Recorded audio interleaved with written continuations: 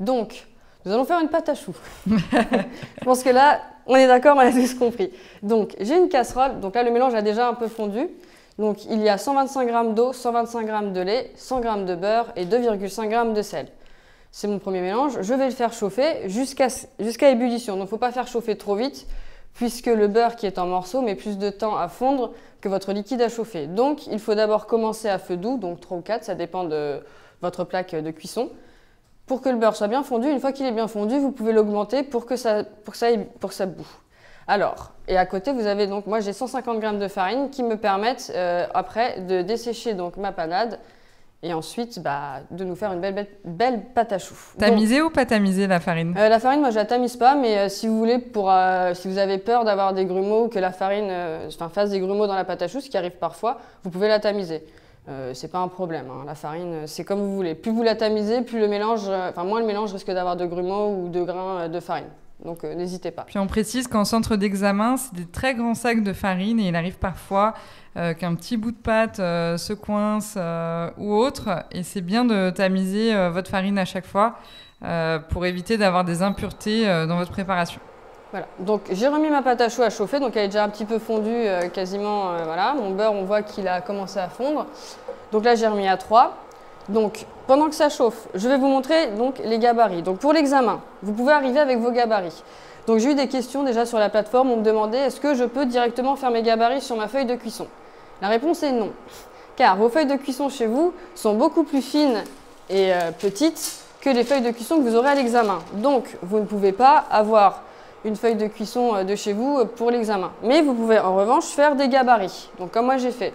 Donc pour l'éclair, c'est un gabarit de 12 cm de long sur 2,5 de large. Pour le salombo, c'est 9 de long sur 4 de large. Donc le gland, nous partons sur la même dimension que le salombo. Donc nous avons 4 cm de largeur sur 9 cm de long avec la pointe. Mais il y a 3 cm de pointe. Mais je vous montrerai pour le pochage, vous allez voir, c'est très simple. Et ensuite, j'ai préparé mes gabarits pour les religieuses. Donc là, nous avons le corps à 5 cm de diamètre et la tête à 3 cm. On peut revoir le corps? Vous êtes passé très très vite dessus. Pardon. Et voici le corps à 5 cm et la tête. Très beau découpage. Très beau découpage. Comment vous avez fait comme ça le découpage en cercle? Je suis curieux. Avec un ciseau. On a coupé Comme aussi. ça, ah oui, oui. Alors, donc je ne vais pas faire le gabarit tout de suite puisque ma pâte à choux est déjà en train de bouillir. Donc j'ai mis de côté, je les ferai juste après. C'est très rapide à faire, vous allez Donc voir. je précise, pour les petites questions, il y a bien du sel et du sucre dans le liquide. Et effectivement, on l'ajoute directement dans le liquide et non pas dans la farine pour que l'ensemble puisse déjà fondre en fait. Dans la préparation, on rappelle que le sel et le sucre sont des exhausteurs de goût et apportent aussi une caramélisation. Donc voilà, donc là j'ai fait bouillir ma pâte à choux. Alors personnellement, je fais une double ébullition. Pourquoi? Car en fait, le but de dessécher la panade, c'est d'enlever un maximum d'humidité. Donc si je fais bouillir 2 fois ma préparation, j'enlève 2 fois plus d'humidité. Et ça me permet de gagner du temps pour dessécher la panade et pas avoir forcément besoin de la dessécher plusieurs minutes sur le feu. C'est un gain de temps, c'est un choix personnel, vous n'êtes pas obligé de le faire.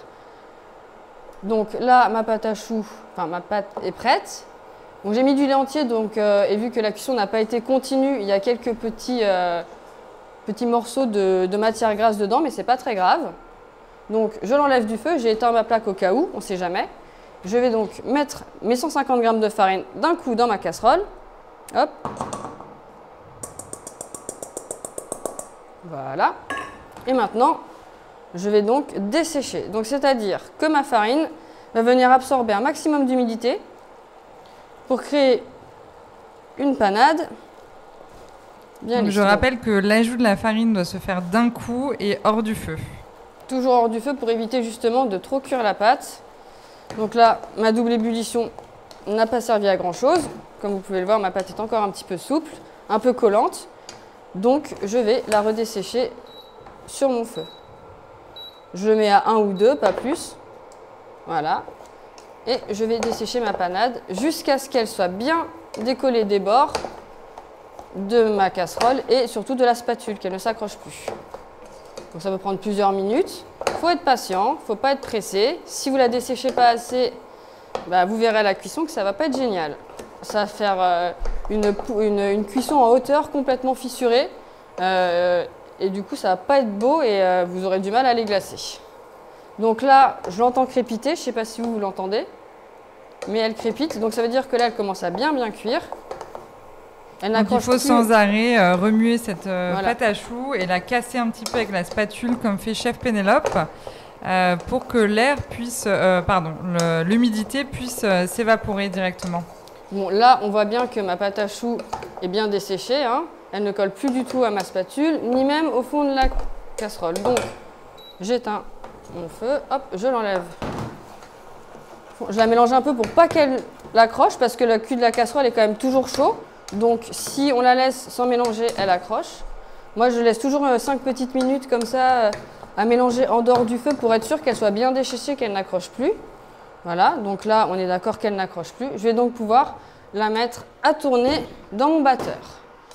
Alors, Là, il y a une petite question. Est-ce qu'on peut parfumer la panade? Alors, vous pouvez par exemple ajouter de la vanille dans votre lait pour parfumer, mais personnellement, j'ai jamais essayé. Donc, je vais pas vous dire oui ou non, je n'ai jamais vraiment essayé. Alors, moi non plus. Donc, je sais que la pâte à choux au chocolat, ça existe.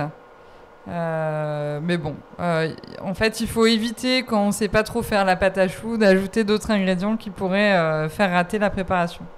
Alors, là, ma panade, je vais la mettre à tourner avec la feuille. Je mets vitesse 1, voire 2 même. Alors, je ne sais pas si on m'entend encore très bien, mais pour les personnes qui, comme moi, ont un batteur avec un capuchon directement, pensez à l'enlever quand vous faites la pâte à choux pour ne pas que l'humidité stagne et que pour votre pâte à choux refroidisse vite. Donc, j'ai ma pâte à choux, hop là, et j'ai mes œufs. Mes œufs que j'ai bien battus avant, pour être sûr que quand je vais les verser, j'ai pas 50 grammes qui tombent d'un coup. Donc là, ma pâte à choux, elle commence un petit peu à sauter. Donc elle est Donc encore là, un peu chaude. en fait, oui, pardon. Ouais, vas-y, continue. Non, du coup, je disais que Pénélope, elle la met un peu dans le batteur avant de verser les œufs pour que l'humidité puisse continuer de s'échapper un peu de cette pâte à choux. Donc il faut comprendre que dans la pâte à choux, il ne faut pas avoir trop d'humidité, sinon elle explose. Et c'est ce que recherche à faire Pénélope en desséchant la panade, en la laissant un petit peu tourner après cuisson. Voilà, donc vous pouvez la mettre plus ou moins vite. Bon là personnellement, si je la mets très vite, ça va sauter partout, donc je la laisse à vitesse 1 pour qu'elle refroidisse tout doucement. Donc tant que je vois encore de la fumée s'échapper de mon batteur, je ne mets pas les œufs. Sinon il risque de cuire et de coaguler, et là vous allez avoir des morceaux d'œufs complets dans votre panade, dans votre pâte à choux. Et là ça va être immonde à pocher et immonde à manger. Je suis désolée de dire ce mot immonde, mais pour le coup c'est vrai. Donc faites très attention et ça va bien refroidir. Donc du coup là moi je vais la laisser refroidir tout doucement et je vais revenir sur mes gabarits. Donc je prends ma première feuille, ma première plaque. La feuille est un petit peu grande mais c'est pas très grave.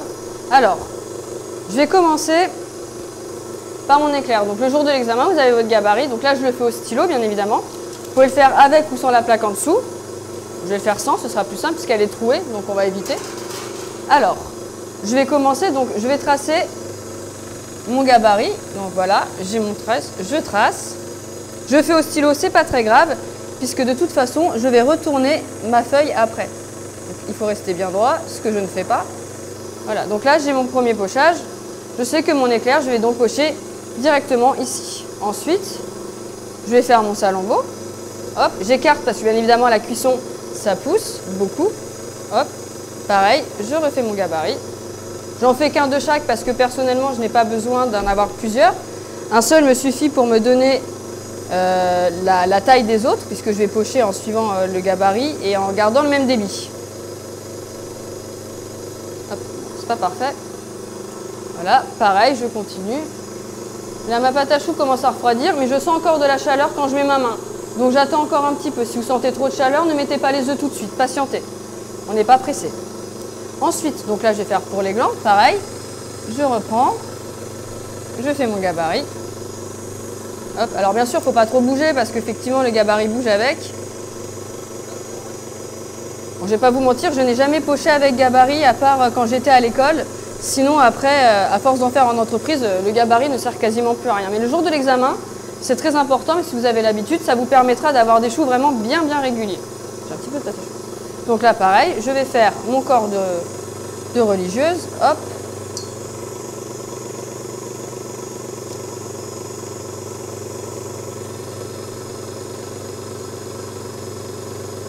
Voilà. Et juste à côté, ma tête. Alors bien entendu, en milieu professionnel, on n'utilise plus beaucoup ce genre de gabarit puisque à force, on prend l'habitude de pocher de manière régulière. Mais moi, je vous encourage au début à vous faire des gabarits, à ne pas avoir peur de répéter l'opération plusieurs fois pour vous habituer.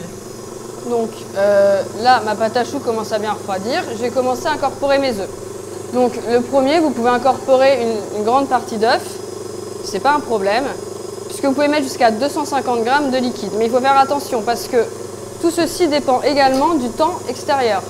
Si comme en ce moment il fait un temps humide, pensez que votre pâte à choux risque d'absorber l'humidité extérieure. C'est une pâte qui absorbe beaucoup d'humidité. Donc là j'ai mis mes œufs, donc ça tourne. Je vois que ma pâte commence à se condenser, donc je rajoute encore un petit peu d'œuf. Il faut faire très attention. Moi j'ai l'habitude de savoir quelle consistance doit avoir ma pâte, donc je peux verser à l'œil de plus en plus vite. Vous faites très attention. Ensuite, donc, pendant que ça continue, alors j'ai une petite technique, je pense que vous avez tous la même. Comme vous le voyez là, ma pâte à choux est restée un peu accrochée sur les bords. Donc pour être sûr que ma pâte soit bien homogène comme il faut, bien uniforme, je viens racler avec une maryse. Parce que la corne, du coup, vous allez mettre la main dedans et du coup, vous devrez vous laver les mains. Et vu que la pâte à choux accroche beaucoup, c'est pas forcément la meilleure des solutions.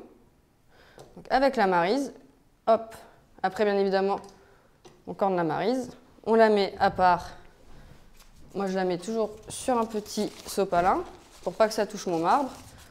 Bon, moi, je vous déconseille de faire cette technique le jour de l'examen. Attention, il vaut mieux avoir un support en dur plutôt que d'utiliser un papier jetable. Alors moi je mets le papier parce que voilà, comme ça je ne touche pas la table et je n'abîme pas je ne salis pas le plan de travail. Donc je remets à tourner.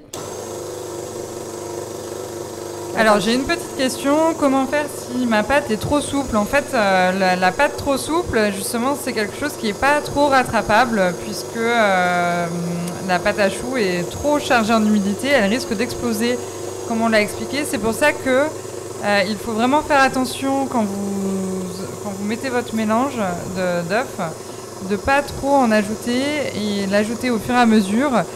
Et si la consistance de votre pâte à choux est bonne, l'arrêter et ne pas ajouter la totalité des œufs. En fait, ça dépend, c'est un équilibre entre la manière dont la farine a absorbé les liquides, comment vous avez desséché la panade, etc. Voilà, donc là, je vais remettre un petit coup. Il y a une question, chef Pénope. Faut-il Oui. respecter la dimension des gabarits? Alors, il est préférable de respecter la dimension des gabarits. Après, je ne vais pas vous mentir, moi personnellement, j'ai fait un test avec les gabarits. Ma pâte à choux ne faisait pas du tout la taille du gabarit après. Donc, ça varie en fait. Si votre pâte est vraiment très souple, le gabarit va vous servir à rien puisque votre pâte va se rétracter à la cuisson. Donc il faut vraiment faire très attention à la texture, mais le gabarit, si vous savez pocher sans, vous n'êtes pas obligé de le faire. Mais le mieux, c'est que quand même que vos éclairs soient tous réguliers, une dizaine de centimètres environ, et après, normalement, voilà. Mais bon, le gabarit, moi personnellement, vaut mieux que vos pièces soient régulières. Donc c'est pas au millimètre près, hein. En fait, l'important, c'est vraiment d'avoir que des pièces ultra régulières. Donc même si vous avez par exemple tous vos éclairs qui font, je sais pas moi, 9,5 ou 12, ça passe quand même. L'essentiel, c'est vraiment d'avoir des pièces régulières. Voilà. Alors mes gabarits, je vais les mettre de côté. Donc quand vous aurez fait vos gabarits, retournez bien la feuille de cuisson sur votre plaque. Bon bah là, moi, on voit pas grand chose parce que j'ai mis un stylo noir sur une feuille sombre, donc ça se voit pas très bien. Mais le jour de l'examen, les feuilles sont blanches, donc vous verrez bien. Comme ça évite surtout qu'au moment du pochage, le trait de stylo, de feutre ou de crayon s'imprime sur la pâte à choux. Donc là, elle est presque bien.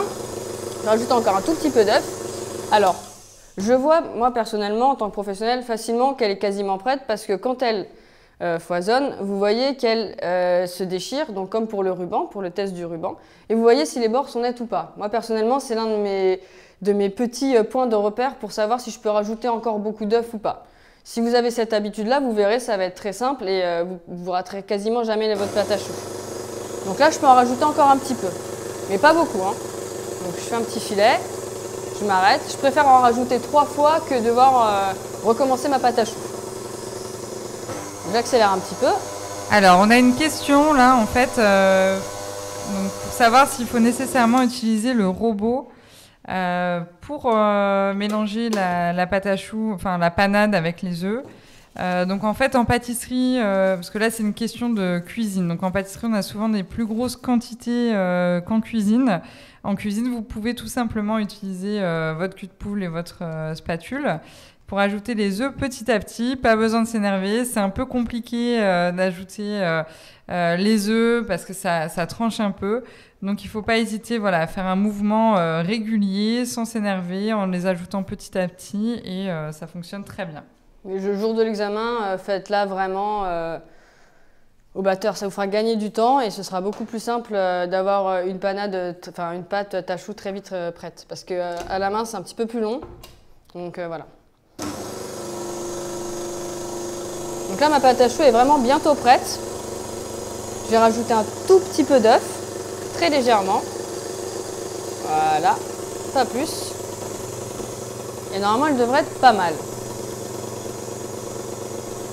Donc là, j'ai passé un petit coup de propre parce que j'ai sali mon marbre. Voilà. Toujours bien lavé. Tac.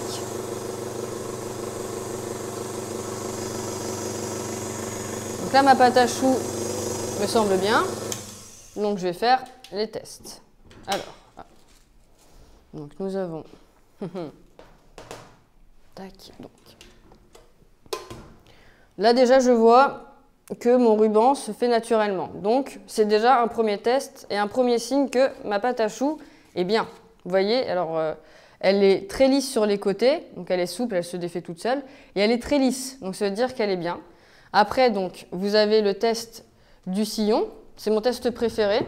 C'est le seul que je fais d'ailleurs. Je sais, c'est pas bien. Mais c'est le seul que je fais. Donc, le test du sillon, hop, vous faites un trait avec votre maryse. Bon, là, malheureusement, ça se fait pas très bien. Tac. Mais normalement, avec votre maryse, vous faites un trait ou avec votre doigt, mais c'est pas très propre. Je le sais, je le fais avec le doigt, mais c'est pas propre. Sauf si vous l'avez après. C'est pas bien, Pénélope. C'est pas bien, je sais, je sais. J'ai toujours fait avec le doigt, parce qu'avec la maryse, en fait, je trouve que le trait est trop fin et donc du coup, elle se referme très vite. Mais bon, là, on voit qu'elle se referme et je vois qu'elle est assez souple, donc je vais pouvoir m'en servir. Alors. On a le droit, CAP, d'utiliser le doigt, etc. ou jamais? Alors, moi, je sais que le jour de mon BEP, je l'ai utilisé, mais je me suis lavé les mains directement. Donc, je n'ai pas eu de points négatifs dessus puisque je me suis lavé les mains. Mais de préférence, évitez. Ouais. De préférence, à éviter vraiment. Donc... En fait, en pâtisserie et en cuisine, c'est un métier manuel, hein, donc on utilise beaucoup nos mains. Il faut qu'elles soient lavées. Même pour le fondant tout à l'heure, Pénélope, elle va vérifier la température avec son doigt, donc c'est pas grave. Mais par exemple, pour la pâte à choux, en prenant la maryse, vous pouvez vérifier simplement. Voilà, donc, je vais juste décaler un petit peu mon batteur. Alors, il me reste des œufs, c'est tout à fait normal, et tant mieux. Donc ça, vous pouvez les garder pour après, pour la dorure de la pâte à choux et pour les rayer avec la fourchette. C'est ma petite technique, donc je vous montrerai. Et Pénélope, est-ce que tu peux remontrer ton petit test parce qu'en fait, Lucie, elle n'a pas compris la texture idéale et le petit repère. Alors, il y a plusieurs, moyens de tester, de voir si sa crème pâtissière, si sa pâte à choux est bien. Excusez-moi. Donc, il y a le ruban. Donc, le ruban se fait naturellement, normalement, quand vous relevez votre batteur, il se fait naturellement sur la feuille. Donc, c'est quand vous avez... Alors, je vais essayer de le faire là. Alors, est-ce que vous pouvez mettre la cuve au centre de la table? Ouais, parfait. Hop. Bon, c'est pas très bien corné, je vais finir. Donc, normalement, le ruban, vous faites comme ça. Et vous voyez, sur les bords, c'est très lisse. Ça va se déchirer là et en se déchirant, vous allez voir, hop, ça reste lisse. Donc là, c'est que ma pâte à choux, elle est bien hydratée, elle ne se déchire pas. Ensuite, donc, il y a le sillon, donc un trait au milieu. Bon, avec la maryse, c'est très fin, donc là, on ne le voit pas très bien. Mais quand vous le faites avec le doigt, ce qu'il ne faut pas faire, vous voyez bien que c'est très épais et ça va se resserrer tout doucement. Donc là, vous voyez, ça se resserre quand même un petit peu, donc c'est bien. Et après, il y a donc le dernier test, et celui-là, normalement, se fait avec le doigt. Donc, je ne vais pas le faire. Mais normalement, c'est comme pour la meringue, tout simplement, c'est le crochet. Donc, vous mettez votre doigt, vous retournez. Et si la pâte à choux fait un petit bec d'oiseau, ressemble à un petit bec d'oiseau, c'est que c'est prêt. Donc là, ma pâte à choux, Merci. et je vous en prie, est prête. Finalement, c'est le bec d'oiseau qui marche avec n'importe quel ustensile. On n'est pas obligé de le faire avec le doigt, si? Bah, vaut mieux parce qu'en fait, sur le doigt, vu que c'est rond, et qu'on va en fait, il faut le tremper et le relever. Et seulement on relève que justement, si elle est trop dure, ça va rester droit. Et si c'est trop souple, ça va couler. Donc le bec d'oiseau, il va se tenir un petit peu penché, mais il va rester fixe sur votre doigt. Donc, je corne bien mon cul de poule, mais ça je vais le faire avec une corne après, mais vu que j'ai ma Maryse sous la main, j'en profite. Alors, personnellement, j'utilise pour bien corner, parce qu'il faut bien corner sa feuille, bien corner son cul de poule, moi j'utilise ce qu'on appelle, vulgairement, une Maryse de dinette, parce que la mienne, elle est très souple au niveau de la tête, ce qui me permet justement de la plier, de pouvoir bien passer dans ma petite feuille. Parce que les batteurs à la maison que les cornes sont tellement épaisses et rigides que du coup on ne peut pas vraiment récupérer tout. Alors c'est quoi une Maryse de dinette? Une Maryse de dinette, je ne l'ai pas là. Un peu d'histoire, ça faisait longtemps. J'avais ramené en fait c'est des fameuses expressions de chef Pénélope. Les expressions un petit peu beaufs, je suis désolée, hein, c'est comme ça que j'ai appris la pâtisserie. On avait des blagues un petit peu particulières. Mais en fait, de dinette, c'est vraiment celle que vous achetez par exemple en supermarché et la tête est complètement amovible et souple. C'est ça ce que moi j'appelle une Maryse de dinette en fait. Donc celle-là, elle est très rigide, hein, vous voyez. Bon, je vais me salir les mains, mais elle est quand même assez rigide, elle ne se plie pas en deux, alors que les dinettes, comme on dit, elles sont complètement souples. Voilà, donc là... Comprendre en silicone, donc? Souvent en silicone, oui. Souvent en silicone. Bon, j'ai pas de point d'eau, je suis désolée, donc vous voyez me laver les mains avec une lavette. Ne faites surtout pas ça le jour de l'examen, s'il vous plaît. Mais je n'ai pas de point d'eau à disposition, donc voilà, vu que la pâte à choux salit, colle, voilà. Donc là, je vais... Donc à l'examen, il y aura évidemment dans le laboratoire un point d'eau juste à côté du plan de travail généralement, ou alors au bout. Donc là, je vais remplir ma poche. Donc personnellement, pour la poche, moi je mets déjà ma douille. Comme ça, quoi qu'il arrive, même si je coupe un petit... je ne risque pas de couper trop petit ou trop gros. Parce que ma douille, voilà, je sais qu'elle va s'arrêter là. Donc je peux couper ici. Je coupe. Je pousse ma douille. Je tire bien l'embout pour être sûr que ça ne bouge pas. Et voilà, ensuite, je fais un petit tour, plusieurs petits tours, et j'enfonce bien. Comme ça, ma pâte à choux ne coulera pas quoi qu'il arrive. Voilà, et on pense toujours à jeter le petit excédent de plastique pour éviter qu'il se retrouve dans un gâteau. Ce serait quand même dommage. Oui, j'en profite pour répondre à la question de Benoît. C'était si ma pâte n'est pas lisse, qu'elle est grainée, c'est dû à quoi? En fait, en général, par exemple, quand on met les œufs trop rapidement dans la pâte à choux, elle a tendance à grainer. Ou ça peut être des grumeaux liés à la farine qui est peut-être avec un peu trop d'humidité au départ. Voilà.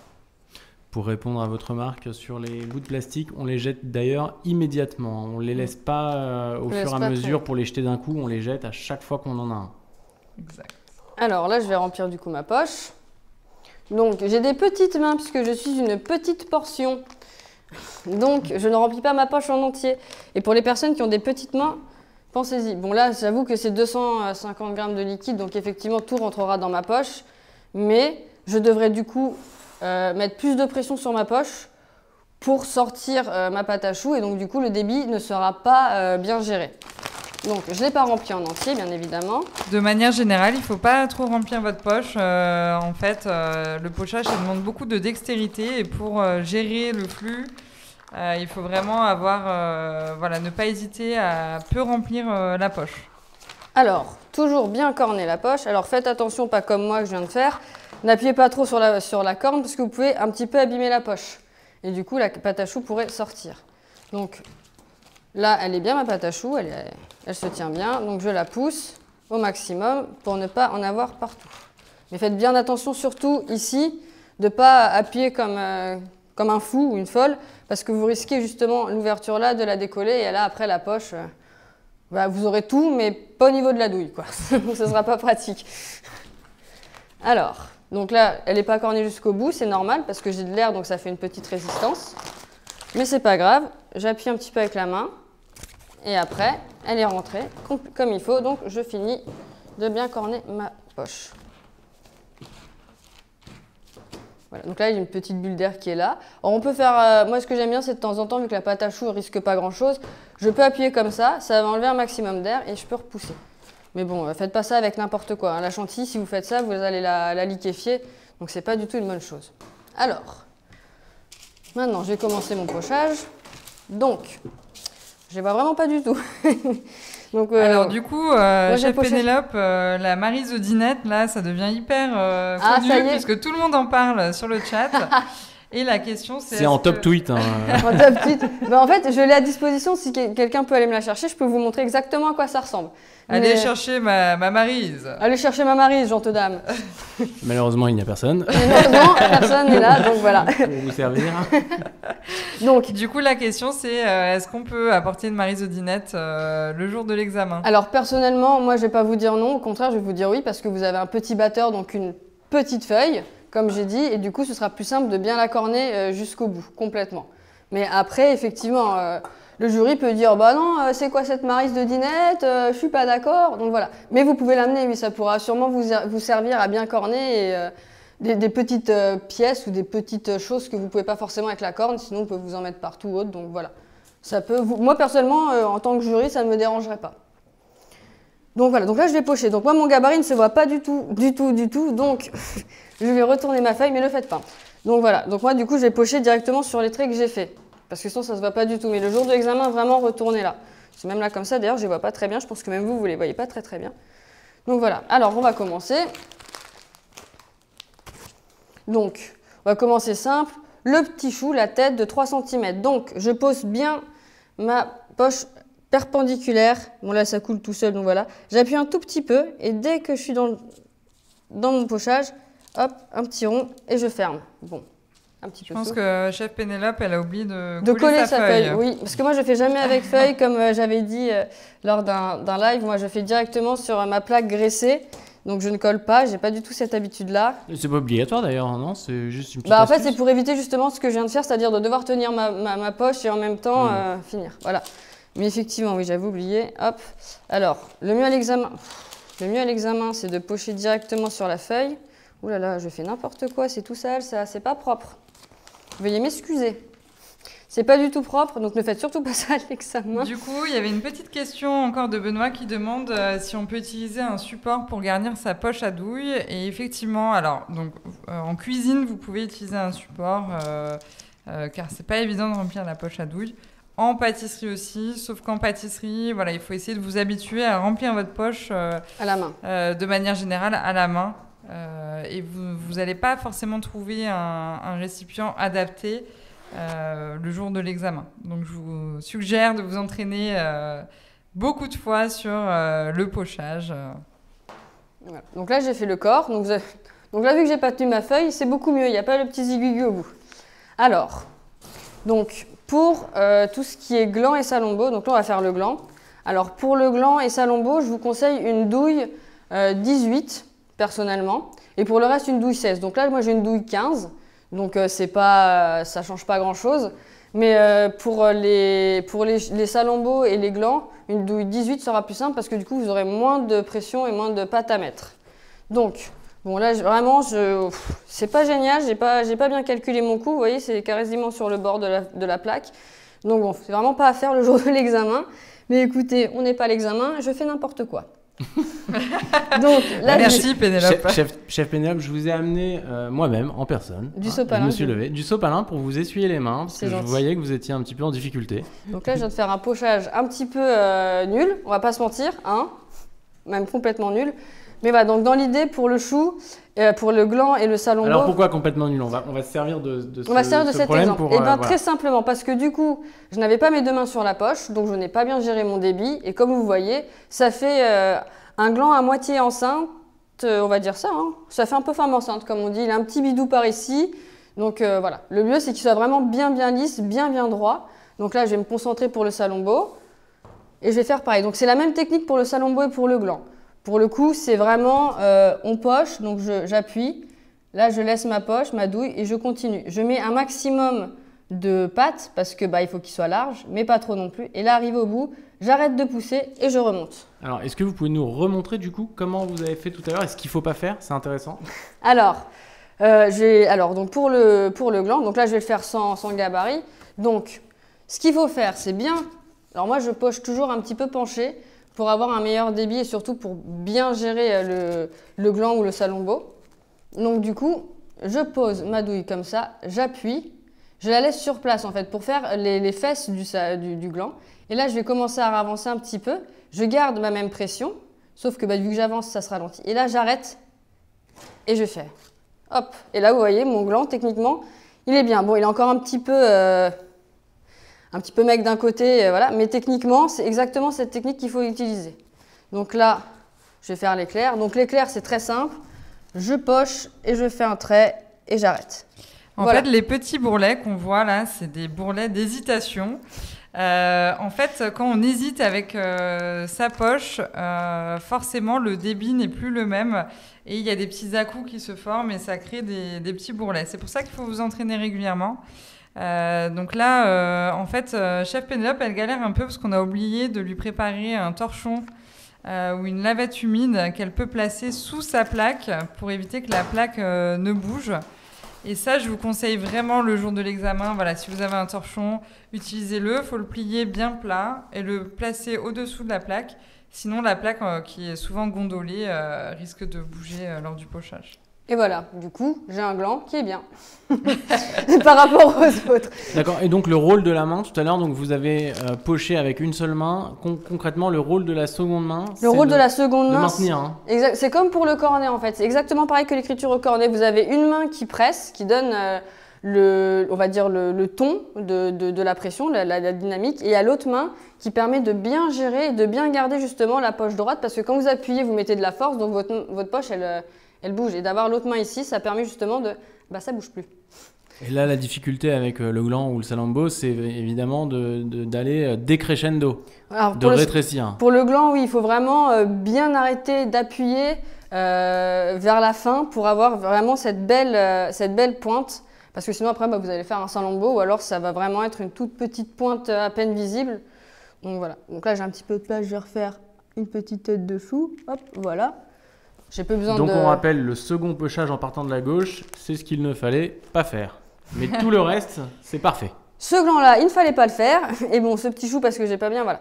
Et pour l'éclair, vraiment, un trait, ça suffit. Hein. Vous allez voir à la cuisson, de toute façon, il va énormément gonfler. Donc il prendra exactement tout le gabarit. Et faites vraiment, comme vous avez vu, là j'ai fait un geste simple, un trait d'un coup. Et vous voyez, mon éclair, il est vraiment très lisse comme il faut. Donc voilà, donc ça j'ai ma première. Donc là on a Céline qui nous dit que le salambo il est presque aussi grand que l'éclair. C'est vrai que là il est un peu long. Le salambo il fait 9 cm de long et l'éclair fait 12 cm de long. Donc ils ont vraiment 3 cm d'écart. Donc là en plus ils sont pas cuits, donc certes on peut penser qu'ils sont pareils, mais là vous voyez ils commencent à peu près au même endroit et vous voyez bien qu'il y a une petite différence quand même. Alors je demande l'huissier de justice pour mesurer le salambo s'il vous plaît. Donc là je vais finir mon pochage, donc pareil. Hop, je recolle un petit peu. Hop. Hop. Alors, là, j'ai laissé ma pâte à choux chez vous. Et lors de l'examen, pensez à bien filmer. Bon, moi, vu que je m'en sers tout de suite, il n'y a pas de souci. Mais sinon, elle va commencer à croûter. Et après, du coup, vos choux à la cuisson, ils vont croûter. Ça ne va pas être très beau à voir. Donc, vraiment à éviter. Oui, ça prend très très vite. Hein. Donc là, en fait, on a des petites plaques comme pour la maison. Donc c'est la moitié des plaques professionnelles qui sont 40-60. Et en fait, n'oubliez pas, quand vous faites sur des grandes plaques, de pocher vos pièces en quinconce. Ça, c'est vraiment important pour gagner de la place. Bien les séparer aussi. Bon, là, moi, vous voyez, mon pochage est un petit peu serré à ce niveau-là. Donc les deux à la cuisson vont se toucher. Et c'est pour pouvoir faire un maximum de pochage sur les plaques pour que vous ayez une bonne ensemble, un bon point de vue. Je suis en train de déchirer la poche. Alors là, on a une question. Vas-y, Jérémy. Une question de Jérémy de Paris. Oui, bonjour. Le jour de l'examen, est-ce que quand on a terminé de pocher, on garde tout de même la poche, on la jette immédiatement? Il faut jeter la poche tout de suite. Tout de suite. Hein. On ne garde rien sur le plan de travail qui est inutile. Autodestruction. Autodestruction. Rien dont on ne se servira plus. Exactement. Ça sert à rien de s'encombrer et d'avoir 150 choses sur le marbre. Moi, vous voyez, j'ai plus ma casserole, j'ai plus mon cul de poule avec la farine, j'ai libéré mon espace avec le batteur et la plaque et je ne garde que mes plaques pour pocher, mon cul de poule, ma poche et ma corne. Voilà, on rappelle que le jury est hyper attentif à cela, Exactement. à la manière dont vous optimisez votre plan de travail et surtout l'hygiène. Exactement. Plus vous travaillez propre, déjà plus vous serez organisé, c'est logique. Et surtout, moins vous vous perdrez dans ce que vous aurez à faire en fait. Parce que quand on laisse traîner toutes les choses sur le marbre, à la fin de la production, on se retrouve avec 150 trucs à laver. Et le temps de tout laver, de tout reprendre, on a perdu 1 heure et du coup, vous êtes après, comme on dit, dans les choux. Pas mal, pas mal. C'est le moment où Chef Penelope devient plutôt drôle. Hors de contrôle, je dirais. Incontrôlable, c'est pas faux, c'est pas faux. Alors, on a des petites questions. Alors, est-ce qu'on peut ramener les gabarits le jour J? Oui, c'est même conseillé si vous voulez. Voilà, donc moi je vous encourage à le faire. En plus, comme ça, si vous perdez un petit peu, si c'est un peu le brouillard au niveau des tailles, etc., vous allez pouvoir vous en rappeler directement. Après, est-ce qu'on préfère une douille lisse au cannelé? Donc avant, c'était vraiment douille lisse avec coup de fourchette, coup de fourchette avec la... Et c'est vrai que ça fait quelques années maintenant qu'on poche les éclairs et tout ça avec une douille PF. Donc c'est c'est une cannelée mais avec des toutes petites dents pour que l'éclair se forme bien à la cuisson. Mais bon, les deux ont le même effet, hein, c'est le même principe.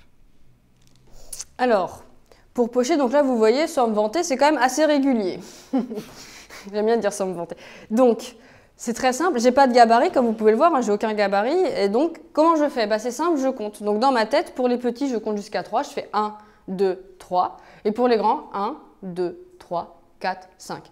En fait, pour vous simplifier la vie, en tout cas, moi, c'est comme ça que j'ai appris et je trouve que c'est très simple. Je transforme tout ce que je fais en mélodie. Tout a un rythme, en fait. Dans la pâtisserie, on est très rythmé avec le four, avec les batteurs. On a quand même un rythme à tenir. Donc, pour pocher, on garde ce rythme.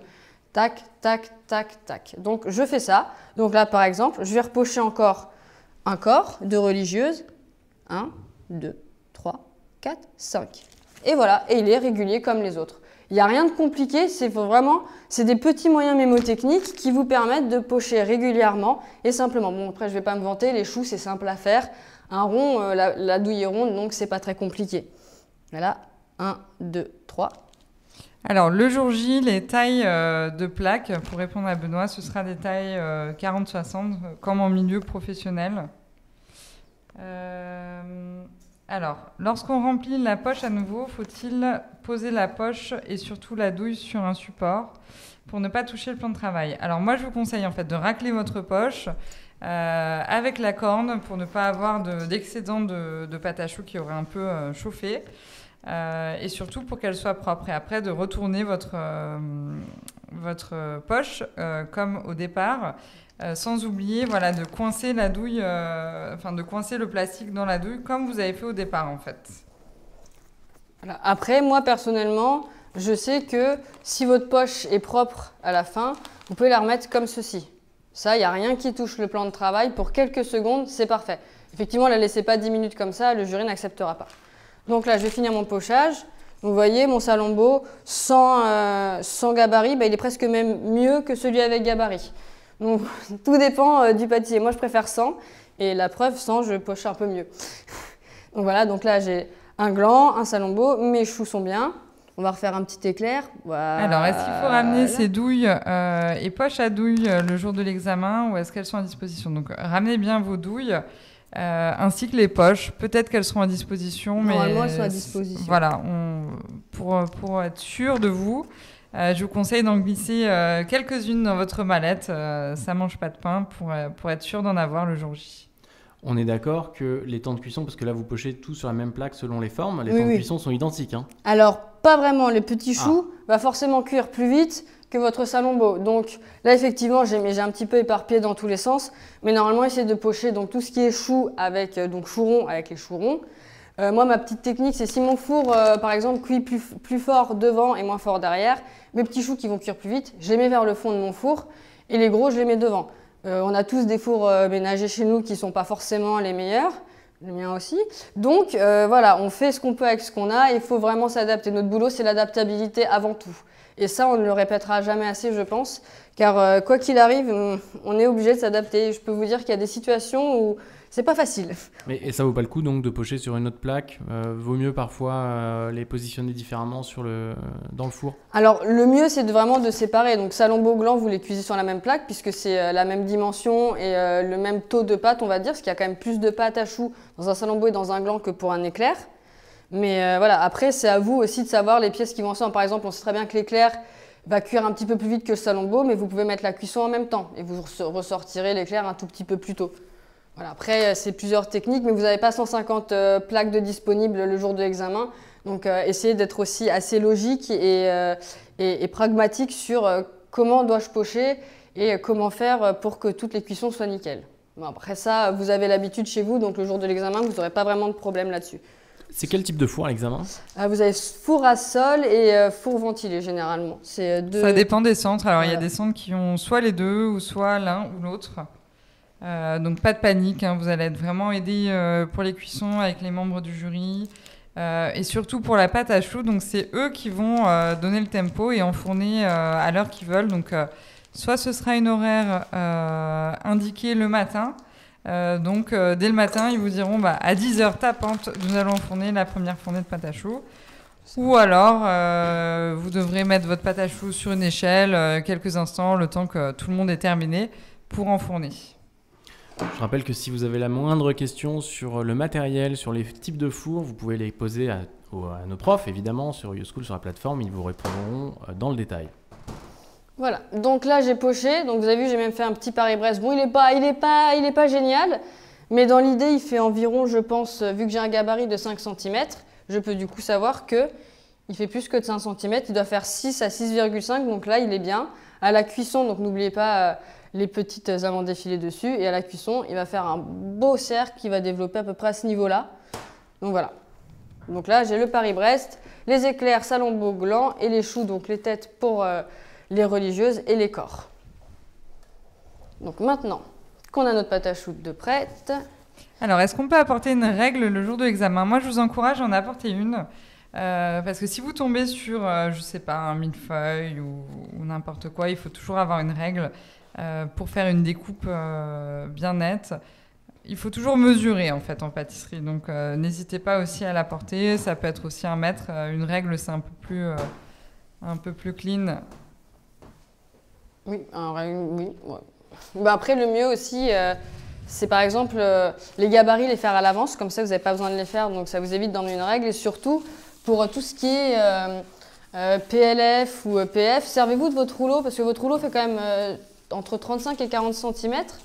Et ça peut vous donner des moyens mémotechniques pour par exemple, savoir que votre pâton doit être étalé sur 40 sur 20. Donc, vous servez de votre rouleau, par exemple. Un rouleau plus un tiers, ça fait assez la longueur. Et un tiers de rouleau, c'est la largeur. C'est des moyens mémotechniques comme ça que vous pouvez avoir. Ça vous fait gagner du temps, surtout.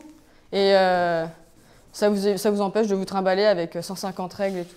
Après, c'est chacun sa technique et c'est comme chacun se sent à l'aise surtout. On ne peut pas vous dire « non, faites pas ça, c'est mieux de faire comme ça ». C'est comme vous le sentez. Le jour de l'examen, c'est comme vous le sentez. On a une question de Céline. Quelle taille pour le Paris-Brest individuel? Alors, 6 cm de diamètre jusqu'à 6,5 maximum. Parce qu'après, sinon, ils vont être trop larges et du coup, vous n'aurez pas assez de crème pour tous les garnir. Et le diamètre du trou à l'intérieur donc? En fait, là, moi, je mets à 6 à 7 cm. Pour le trou, c'est 6 maximum. Du coup, le trait est à 6,5 généralement. Ce que je compte, c'est 1 cm de pâte à choux, mais vu que je poche bien sur le trait, voilà. Je sais pas comment bien. Alors, du coup, on a d'autres questions plutôt sur quoi on va cuire un peu cette pâte à choux. Donc, est-ce que c'est uniquement avec du papier cuisson ou a-t-on le droit avec des tapis Silpat? À l'examen, on est obligé de dresser la pâte à choux sur la feuille ou sur la plaque. Donc, je vais y répondre. En fait, tout simplement, vous pouvez cuire sur feuille. Sur Silpat, je vous le déconseille. En fait, ce qui est mieux pour les choux, ce serait éventuellement sur Silpin. Donc, c'est le Silpat avec des trous qui laisse bien passer l'air. Parce qu'en fait, je trouve que le Silpat est tellement épais que parfois, la cuisson du dessous peut être un peu bof. Et après, donc c'est soit sur feuille où vous pouvez faire vos gabarits directement sur la feuille 40-60 qui vous sera fournie. Donc c'est pour ça que nous, on a fait des petits gabarits plastifiés pour avoir le modèle et pouvoir le répéter. Après, est-ce qu'on peut... alors oui, vous pouvez pocher directement sur plaque noire graissée. Et si vous voulez vous faire un modèle, en fait, vous pouvez tout simplement tremper votre coupe-pâte dans la farine et ensuite poser voilà, des traces de farine sur la plaque. Et pareil pour le Paris-Brest avec un emporte-pièce. Voilà. Et vous pouvez aussi, si vous n'avez pas de coupe-pâte, une corne assez grande pourra faire l'affaire également pour marquer sur la pâte. Sur la pâte, normalement, pardon. il faut toujours un coupe-pâte. Hein. Oui, mais parfois, ça peut arriver, donc on ne sait jamais, mais personnellement, à la maison, on peut se servir de ça. Voilà. Donc là, j'ai poché mes choux, donc on va les mettre en cuisson. Magie! Qu'est-ce qu'ils sont cuits? Vous auriez au moins pu faire semblant de les mettre en dessous et les ressortir après. On peut recommencer si vous voulez, juste pour le petit effet, si ça peut vous faire plaisir. Mince, elle a raté le tour de magie. Abracadabra. Donc, abracadabra, voici ma cuisson. Donc ça a été fait chez moi avec mon four qui est un petit peu vieux, donc on voit qu'effectivement, c'est pas parfait. Mais bon, ils ont la taille qu'il faut, ils ont la cuisson qu'il faut. La religieuse est un petit peu fissurée, effectivement. Vous pouvez critiquer, vous avez le droit. Mais et voilà. ça, c'est lié à quoi alors, typiquement? Alors, moi, personnellement, j'ai un vieux four, donc et il faisait très humide dehors, donc l'humidité est rentrée dans mon four, je pense. Et avec la ventilation, ça n'a pas aidé, donc ça a fissuré. Les sols que j'ai eu bien lisses, comme vous pouvez à peu près le constater, ils sont un petit peu trop cuits. Mais voilà, après, ça peut être dû à une pâte mal desséchée ou à trop d'œufs, tout simplement. Donc voilà, c'est pour ça qu'il faut faire très attention. Mais généralement, un petit coup de fourchette sur le dessus avec la dorure et c'est parfait. Voilà. Donc là, donc je précise que le chef Pénélope a raté le tour de magie parce qu'elle a oublié de dorer en fait ses pièces avant de les enfourner. Donc c'est pas grave, mais elle l'a fait en tout cas pour les pièces qui sont cuites. Voilà, donc n'oubliez pas d'appliquer de la dorure ou alors de la matière grasse. Apparemment, moi j'ai jamais essayé. Bah là justement, vous avez la différence. Donc vous voyez bien, mon salombo était doré à la dorure. Donc vous voyez qu'il est bien brillant sur le dessus, ça brille bien. Et ceux-là, ils n'ont été faits qu'au beurre, donc ils ne sont pas brillants, mais ils sont quand même très lisses aussi. Donc ça dépend ce que vous voulez. Effectivement, avec le beurre, c'est plus brillant, mais vu qu'il va être glacé, est-ce que c'est vraiment intéressant? Là est la question. Mais bon, généralement, vu qu'il reste souvent des œufs, donc on met souvent dorure. Mais après, voilà, c'est comme vous préférez, la matière grasse ou la dorure, ça donne la même cuisson à peu près. C'est juste que c'est moins brillant. Voilà. Donc là, on a nos choux qui sont prêts. Donc on a notre crème pâtissière, donc elle a été faite en amont. Donc je vais la mettre avec du trabli, donc au café. Donc il n'y a pas de poids particulier pour le café. Normalement, vous faites à l'œil, au goût. Alors moi, personnellement, je ne suis pas une grande fan de café, donc je vais commencer par en mettre un tout petit peu. Oui, mais c'est nous qui allons manger vos gâteaux. Voilà, c'est ça. Donc je vais quand même mettre bien le café. Donc bon, j'ai une toute petite quantité de crème. Alors effectivement, du coup, c'est pas très pratique. Alors, on a des questions. Est-ce que vous avez rayé avec une fourchette ou de la dorure et de la dorure ou juste de l'eau? Alors, ceux qui sont cuits, bon, ceux-là, vous voyez bien qu'ils n'ont pas été dorés ni rayés. Mais ceux-ci, je fais toujours, moi, personnellement, un coup de fourchette dessus pour bien lisser. Et donc, du coup, la fourchette, moi, je précise. Après, parce que je poche à la douille unie. Donc, si vous faites avec une douille PF, normalement, vous n'êtes pas censé avoir besoin de passer le petit coup de fourchette. Mais le coup de fourchette permet de vraiment lisser la pâte à choux. Comme là, vous voyez, et ça n'a pas éclaté, en fait. Elle aurait pu, comme vous voyez, elle a voulu, mais non. Elle a été retenue par le coup de fourchette qui a enlevé les petites bulles d'air en surface, ce qu'il peut y en avoir, comme vous voyez ici. Et ça a vraiment lissé le chou. Donc, la technique de la fourchette, si vous faites en douille unie, c'est vraiment... c'est plus utile. Je trouve que c'est plus pratique et ça permet d'avoir des pièces vraiment bien régulières. Vous êtes très nombreux à participer à ce live. On a une question très intéressante de Delphine sur la cuisson. J'ai vu certaines recettes qui disent de laisser le four légèrement entrouvert pour éviter qu'il ne retombe après. Véridique ou non? Alors ça, c'est ce qu'on appelle finir de sécher la pâte après cuisson. Donc oui, vous pouvez. Après, ça dépend bien évidemment de votre four aussi. Chef Cécile m'a donné une technique où elle laisse le four allumé, mais elle ouvre la porte du four pour finir de sécher les choux, pour justement éviter qu'ils retombent. Mais vous pouvez les laisser dans votre four éteint, porte fermée ou entrouverte. Ça dépend après de l'âge aussi de votre four et de la qualité aussi du four. Mais vous pouvez, oui, les laisser sécher. Ça, il n'y a pas de souci. C'est même recommandé pour être sûr qu'ils soient bien fermes. Donc là, je vais remettre un petit peu de café. On a Roxane qui dit que sur son lieu de stage, il dort avec du beurre de cacao. Qu'en pensez-vous? Est-ce qu'elle peut le faire à l'examen? Alors à examen, je ne pense pas que vous aurez du beurre de cacao à disposition. C'est une denrée qui est assez chère, hein, le beurre de cacao. Donc, Après, vous pouvez, mais personnellement, je ne pense pas qu'il y ait une grande différence entre un beurre classique et le beurre de cacao pour le coup, au niveau de la coloration et de l'effet sur la pâte à choux. Mais moi, je pense qu'à l'examen, il faut vraiment faire simple, faire la méthode traditionnelle, parce qu'on a beaucoup d'élèves qui nous demandent est-ce que je peux adapter telle ou telle recette. Alors, c'est vrai que les recettes du CAP, elles sont un petit peu à l'ancienne, très sucrées, très beurrées, très grasses, etc. Un peu mastoc, et qu'aujourd'hui, on se dirige plus vers une pâtisserie qui est des sucrés, plus naturels et moins grasses. Moins de colorants, voilà, etc. tout ça. Et en fait, le jour de l'examen, il faut vraiment faire la méthode traditionnelle. Parce que c'est vrai que cette base traditionnelle, elle sert en fait à évoluer vers quelque chose, des créations plus fines, mais il faut déjà connaître cette base. Donc voilà, moi je vous encourage totalement à utiliser les bases qu'on vous a appris et à vous éclater par la suite avec ces connaissances. Voilà, on vous rappelle que ici, donc YouSchool, on vous forme au CAP, donc on vous forme à toutes ces pratiques très traditionnelles pour l'examen, pour que vous soyez 100% prêt le jour de l'examen. Mais évidemment, dans les faits, dans les labos, tout ne se fait pas de cette manière. Et après, c'est à vous par la suite de vous ouvrir à d'autres possibilités. Voilà, après, il y avait des questions sur la cuisson. Est-ce qu'on est mal vu si on cuit en four ventilé à la place d'un four à sol? Donc non. Après, ce qui compte en fait le jour de l'examen, c'est pas vraiment la manière de faire, c'est le final. Donc voilà, après, faut respecter les règles d'hygiène, les bases qu'on vous a appris. Mais si vous tournez votre pâte d'un sens ou dans un autre, c'est pas très grave. Ce qui compte, c'est le final. Donc voilà, en revanche, pour la pâte à choux, vous n'allez pas forcément choisir, étant donné que c'est les membres du jury qui vont cuire toutes les pâtes à choux en même temps. Donc s'ils ont décidé que ce soit en four à sol, ce sera en four à sol. Voilà. Donc là, j'ai fait ma crème pâtissière. Donc pour la goûter, pensez à toujours avoir une petite cuillère sur vous et à la laver après avoir goûté, hein, ne pas la remettre dans sa poche pour goûter notre préparation. Donc voilà, donc là, elle est un petit peu grainée parce que j'ai un peu trop fait cuire par peur qu'elle ne soit pas si cuite du coup. Voilà, c'est ça de se mettre la pression. Donc elle est légèrement grainée, mais bon, là on voit que la couleur est correcte. Personnellement, je ne vais pas la goûter parce que je déteste vraiment le café, donc on ne va pas commencer à me faire des grimaces. Mais à l'odeur, je sens que c'est bien café, donc je n'ai pas de doute sur le goût. On a une question très intéressante. Il n'y a pas de mauvaises questions. On rappelle, on est là pour répondre à toutes vos questions. Un étudiant nous demande ce qu'est un four à sol. Est-ce que vous pouvez nous aider, chef Cécile? Ouais, alors en fait, il y a deux types de fours en pâtisserie. Donc le four à sol, c'est un peu le four que vous voyez chez le boulanger, qui cuit justement sur la sole. Donc c'est le dessous du four, alors qu'un four ventilé va répartir la chaleur grâce à la ventilation.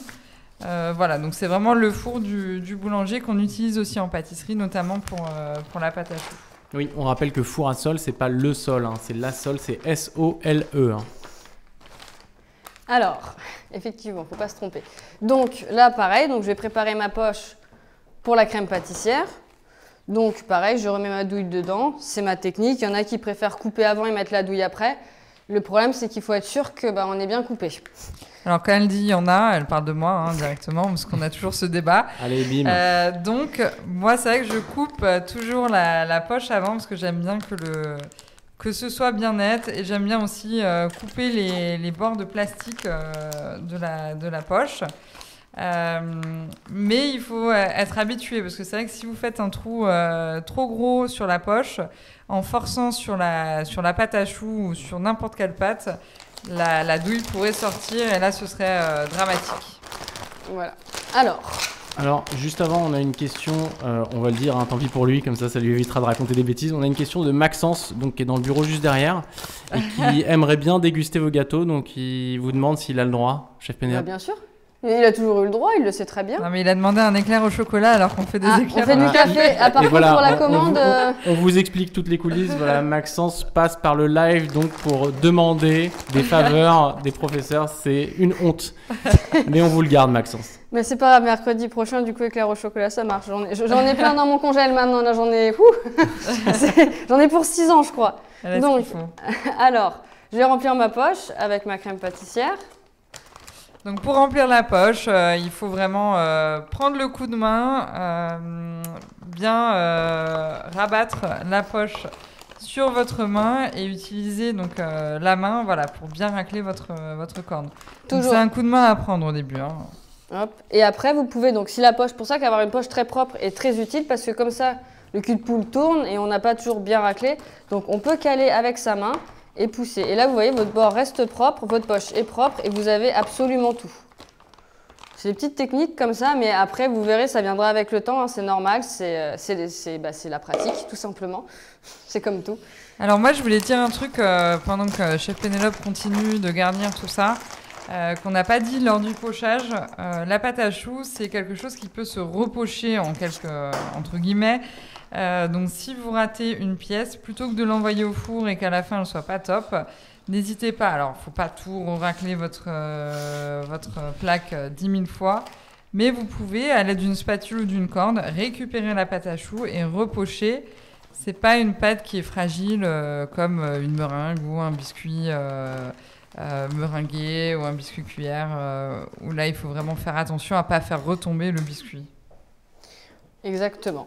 Alors, donc, j'ai ma poche, je la mets sur le côté pour l'instant, puisque du coup, je vais garnir donc, certaines pièces. Pas toutes, parce que j'ai pas beaucoup de crème pour toutes les garnir. Donc voilà, alors, on a plusieurs techniques. Le jour de l'examen, et je vous conseille de faire celle-ci pour gagner énormément de temps, mettez donc vos pièces cuites sur une grille, et si vous avez une douille lisse de préférence, vraiment très très fine, donc limite à 1 mm, vous pouvez la prendre, donc là j'ai pas, donc celle que j'ai elle est sale, donc je vais pas m'en servir. Donc mon doigt sera du coup la douille. Vous calez votre douille sur l'angle de votre plaque, comme ceci, et après vous venez avec une seule main, tac tac je perce, tac tac je perce. Et en fait, ça vous permet d'éviter de faire une double manipulation, parce que sinon vous avez votre douille dans la main, vous prenez, et vous voyez vous perdez du temps. Que là c'est sur le coin, tac tac tac tac, j'ai les deux mains qui sont libérées. Donc c'est une petite technique, normalement vous avez peut-être dû voir en entreprise. Bon là j'ai pas la petite douille donc je ne peux pas. Donc moi je vais le faire donc, à l'ancienne comme on dit, au couteau. Alors en fait en entreprise il faut absolument être efficace et du coup travailler avec ses deux mains en même temps dans la mesure du possible et vraiment travailler à la chaîne de manière organisée. Donc la dernière fois je vous ai bien dit qu'il fallait être réfléchi avant tout, donc ça reste un métier manuel.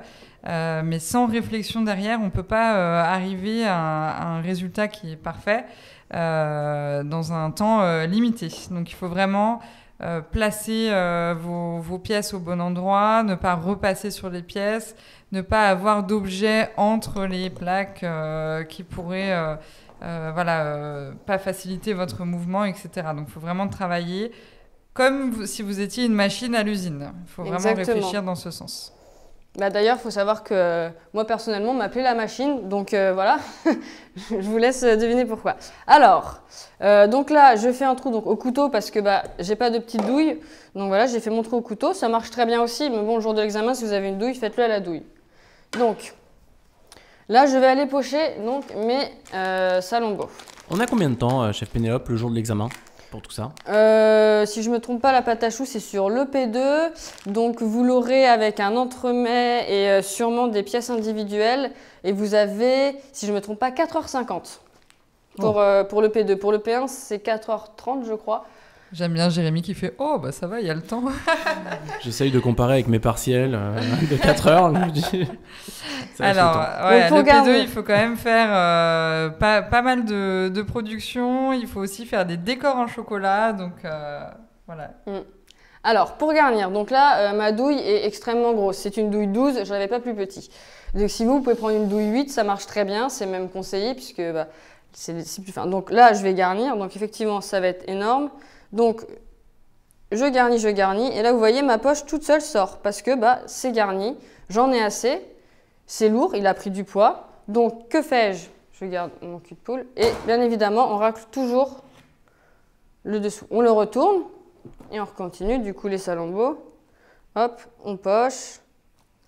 Tac, je le deuxième. Bon, effectivement, avec ma douille, voilà. Et quand on sait que c'est poché, c'est que ça sort des deux côtés, la crème. Vous voyez, là, elle ressort. Donc, ça veut dire que, normalement, mon salambeau, si je le coupe en deux, il est complet. Il n'y a pas de trou de crème. Après, avec une grosse douille comme ça, on n'est jamais à l'abri, hein, on ne va pas se mentir. Mais généralement, si la crème ressort, c'est que, voilà, elle ressort. Il est lourd, je le sens, il a pris bien 100 à 200 grammes, donc c'est bon. Hop, je le Voilà, donc n'hésitez pas à utiliser vraiment le bord enfin le cul de poule où vous avez mis la crème pâtissière pour racler vos pièces. Voilà, et surtout, très important, donc là, vous voyez, je suis à la fin de ma poche. J'ai pas tout à fait fini de garnir mon chou, il m'en reste. Je corne bien. Vous voyez, ma poche, elle est comme neuve. Limite, je peux m'en resservir. Bon, je le fais pas parce que c'est une poche jetable et que c'est pas hygiénique.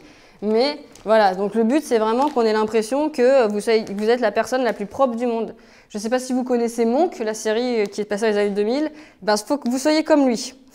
Le jour de l'examen, il faut que vous soyez hyper maniaque. Il est maniaque. Je ne sais pas si vous connaissez, mais c'est un monsieur très très maniaque. Voilà, donc là, j'ai tout poché. Ma poche est complètement vide, hein, comme vous le voyez. Bon, là, j'ai un petit reste, mais c'est très peu et je ne pourrais pas remettre dedans, donc voilà.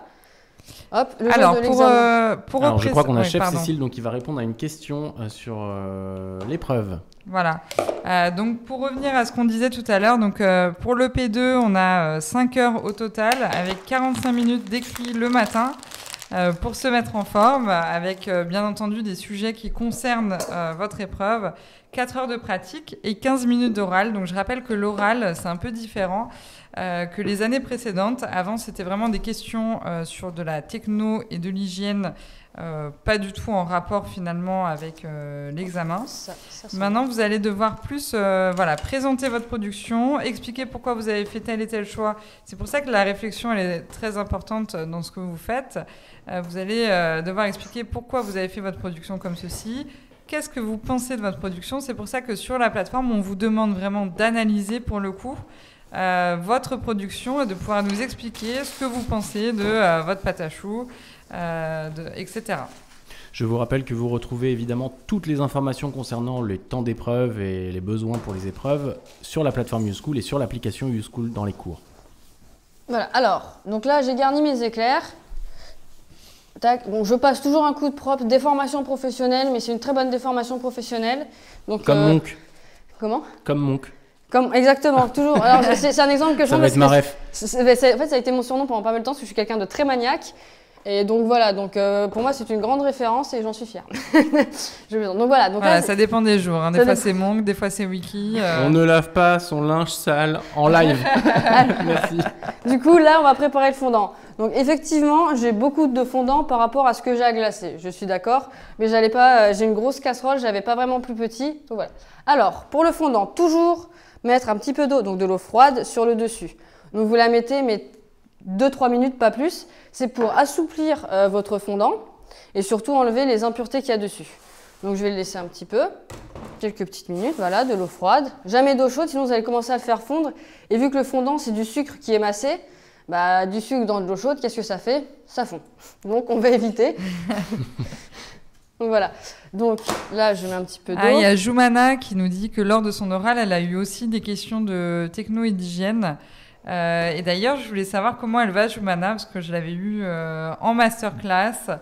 Et donc, je voulais savoir un petit peu comment s'était passé son examen, si elle peut nous raconter un petit peu en quelques mots. Voilà, donc là, je vais vider mon eau. Je la mets dans mes restes de trucs, parce que j'ai toujours pas de point d'eau. Alors, donc là, on va le faire fondre. Donc le fondant, il faut faire attention. Il faut surtout pas le faire fondre à une température trop chaude, parce que sinon, il va brûler. Et le fondant, quand il brûle, bah, il faut rajouter du fondant après froid dedans, le remettre à température pour qu'il y ait une texture confortable. Moi, j'ai mis tout mon fondant, donc si je le rate, eh ben, je suis obligée d'attendre qu'il refroidisse. Mais vu qu'il aura un peu brûlé, ça va changer le goût et la consistance. Donc on fait vraiment très attention. Donc bon, là, j'ai 1 kg concrètement, je sais pas comment dire, il y a 1 kg dedans, complet. Donc ça va être un petit peu long. Mais là, vous voyez déjà, ça commence, parce qu'il y avait un petit peu d'eau, donc ça commence déjà à prendre. Donc on va le laisser chauffer tranquillement. Tout doucement. Voilà. J'ai mis à 3, mais ça va vite chauffer après. Hein. Donc j'ai toujours un petit surplus d'eau, c'est pas très grave. Le surplus d'eau, c'est vraiment pas grave du tout. Il va s'évaporer quand ça va commencer à chauffer. Donc voilà. Chef Pénélope, chef Cécile, on a une question de Lucie qui demande casserole ou four micro-ondes le jour de l'examen pour le fondant. Alors, déjà, normalement, vous avez des micro-ondes à disposition. Personnellement, je ne suis pas du tout fan du fondant micro-ondes parce que c'est le meilleur moyen de le faire brûler, vraiment. Donc moi, personnellement, je vous conseillerais à la casserole. C'est la méthode traditionnelle. C'est là où vous avez le moins de chances de vous rater. Mais effectivement, le micro-ondes, c'est plus rapide. Après, ça dépend de votre maîtrise. Mais je préconise la casserole toujours. Moi, je suis vraiment à l'ancienne. Hein, C'est vrai. C'est vrai. Moi, mon apprentissage, je l'ai fait dans une pâtisserie artisanale. On a dit qu'on n'avait pas son magistral en public. Alors moi j'utilise plus le micro-ondes, mais c'est vrai que j'ai pas beaucoup fait de fondant dans ma vie. D'ailleurs on parlait de petites anecdotes tout à l'heure. Et moi j'ai fait mon apprentissage donc très rapidement, en 9 mois, parce que j'avais déjà un premier diplôme et une expérience en cuisine. Et j'ai fait mon apprentissage dans une entreprise où on faisait essentiellement des macarons et on faisait des pâtisseries le week-end, mais beaucoup plus élaboré, avec déjà des éclairs avec du craquelin, entouré d'une fine feuille de chocolat. Voilà, c'était l'époque du livre de Conticini, Sensation, et c'était assez moderne à l'époque, donc ça fait un petit moment. Et donc, vous avez compris de quelle maison il s'agissait, évidemment. Je me suis retrouvée donc en centre, à l'école, quoi, avec mon professeur qui m'a dit « Oh là là, mais Cécile, tu sais pas glacer un éclair, tu réussiras jamais ton CAP, etc. » Cécile a-t-elle réussi finalement à glacer Vu qu'elle est prof de pâtisserie, attention, je ne veux pas vous spoiler, mais... Vous serez pub. On va pas vous fini spoiler. comment, Hein. Et bon, j'ai eu mon CAP, je vous le dis, hein, voilà. Ça nous rassure. Moi aussi un petit peu. Je vous ai menti depuis le temps. Mais c'est vrai que c'est des bases de la pâtisserie qu'il faut vraiment apprendre. Et voilà, en fait, je veux revenir au point que je disais tout à l'heure. Maintenant, les pâtisseries sont très modernes, très élaborées. Donc, on ne fait plus trop de fondants, ce genre de choses. On ne fait plus trop d'éclairs sans craquelin. Ce qui est bien dommage, d'ailleurs. Ce qui est bien dommage. Ça dépend des pâtisseries. Donc, c'est pour ça que je vous dis qu'il faut toujours revenir à la base, apprendre ces principes de base, pour ensuite pouvoir évoluer au niveau d'une pâtisserie plus moderne. Je lis 2-3 questions. Merci, vous êtes nombreux à participer à ce live, de plus en plus nombreux, et nombreux à poser autant de questions. On a Céline donc, qui demande si le fondant ne chauffe pas au bain-marie. Alors le bain-marie, ça sert vraiment pas à grand-chose pour le fondant, puisque là, comme vous voyez, ça m'a pris 3 minutes même pas pour le détendre, il est déjà prêt. Le bain-marie, ça va l'allonger et bon, alors certes, vous risquez pas de le brûler. Par contre, vous risquez d'avoir de l'eau qui va dedans et c'est un peu comme le chocolat, donc c'est pas vraiment génial de mettre de l'eau dedans. Le mieux, c'est vraiment la casserole. Vous voyez, elle est détendue. Donc, je vais prendre la température. Oh, il est parfait pour être poché. Donc là, il est un petit peu chaud encore sur mon doigt, donc se dire qu'il est au-delà de 37 degrés. Je vais mettre mon tréhabli, il sera à température. Donc, vous voyez, ça a été très rapide. Hein. Je suis pas magicienne. Malgré ce qu'on peut Ah bon? Oui, si, vous êtes magicienne. Vous vous souvenez pas de la plaque, là, tout à l'heure, avec la cuisson? Elle a déjà tout oublié. Je suis pas une vraie magicienne. Oui, hein. voilà. Vous avez vos tips, quoi. Voilà, j'ai mes petits tips tranquillement. Donc voilà, donc là, je vais mettre mon tréhabli. Donc pareil, il n'y a pas vraiment de poids, voilà. Donc bon, je vais peut-être la réchauffer un tout petit peu parce que du coup, le tréhabli va vraiment... Alors, je rappelle que du redescendre coup, en 37 degrés, c'est à peu près la température de votre corps. Donc, il faut avoir une sensation ni de froid, voilà, ni de chaud. Sensation de caresse. Exactement. Wow. On a Benoît qui demande si le fondant est fourni le jour de l'examen. Oui, bien évidemment. Sinon, vous allez... ne vous baladez pas avec vos fondants. Non, voilà. Le jour de métro. l'examen, vraiment, ne vous posez pas de questions. Vous venez avec votre mallette, votre tenue, vos gabarits et c'est tout. Tout le reste est fourni. Enfin, et les douilles, du coup, voilà. Mais sinon, tout le reste est fourni. Et le sourire et le cerveau. Le sourire, le cerveau, le couteau, voilà, tout ce qu'il faut. Mais sinon, tout le reste, tout le matériel et toutes les denrées seront fournies. Donc, ne venez pas avec votre réserve personnelle, ça sert à rien. Suivez juste le mouvement, venez avec votre mallette, votre tenue. Un peu comme quand vous commencez dans une nouvelle entreprise, tout est fourni sur place, n'ayez pas peur. On a Joumana qui nous dit que pour l'histoire de Cécile, le suspense était intenable, n'est-ce pas Joumana? Racontez-nous Joumana ce que vous devenez, ça nous intéresse. Alors, on a Céline qui nous demande pour 16 pièces le jour J, Vous conseillez combien de fondant? 1 kilo aussi? Non, alors Je vous normalement... le fais avec l'intonation. Un kilo, alors normalement, le jury va vous distribuer une centaine de grammes de fondant par personne. Donc vous devrez glacer vos éclairs avec ce qu'on va vous fournir en fait. Vous n'aurez pas vraiment le choix d'aller repiocher dans le seau. Enfin, en tout Alors cas, si c'est je là ne me qu'il faut trompe être pas. judicieux et bien choisir la taille de la casserole, ça c'est hyper important. Choisissez bien la taille de vos culs de poule, la taille de la casserole. Donc si vous avez des éclairs à faire et que vous avez une casserole trop petite, malheureusement ce serait un peu compliqué de glacer au fondant avec cette casserole, à moins que vous fassiez la technique de la spatule. Voilà. Alors cette technique, je ne vais pas vous la montrer parce que je ne la maîtrise absolument pas, je ne l'ai jamais faite, je ne vais pas vous mentir. Je peux essayer en live, là devant vous, tout de suite en direct, ça va être une grande première, pourquoi pas. Mais vous risquez de me juger, de vous dire « Oh, dis donc, ce chef ne sait pas vraiment faire les éclairs. » Non, moi je suis plus pro trempage, c'est comme ça qu'on m'a appris et c'est comme ça que je préfère aussi. Je trouve que c'est mieux parce que la spatule, ça fait vraiment un petit trait. C'est pas génial, personnellement, je trouve. Donc là, j'ai mon fondant. Je vais en mettre un petit peu de café quand même pour faire beau. Alors là, on parle de craquelin. Donc Benoît qui nous dit que c'est super pour le développement des choux. Benoît qui va venir avec son sourire le jour de l'examen, il a bien raison. C'est bien. Et il demande si on peut le faire le jour de l'examen. Donc non, en fait, le jour de l'examen, si on vous demande de faire des éclairs tout court, il faudra faire des éclairs tout court. Si on vous demande... Après, ces dernières années, sur certains sujets, il y a eu des brioches avec craquelin. Mais seulement les brioches. Donc ça viendra peut-être un jour, mais pour le moment, voilà, ce sera de la pâte à choux simple. Et c'est aussi un moyen de voir en fait si vous êtes capable de faire une belle pâte à choux qui n'est pas craquée, parce qu'on sait bien justement que le craquelin, ça apporte bien entendu un croquant supplémentaire, et si on ajoute un peu de fleur de sel, vraiment ça apporte du goût.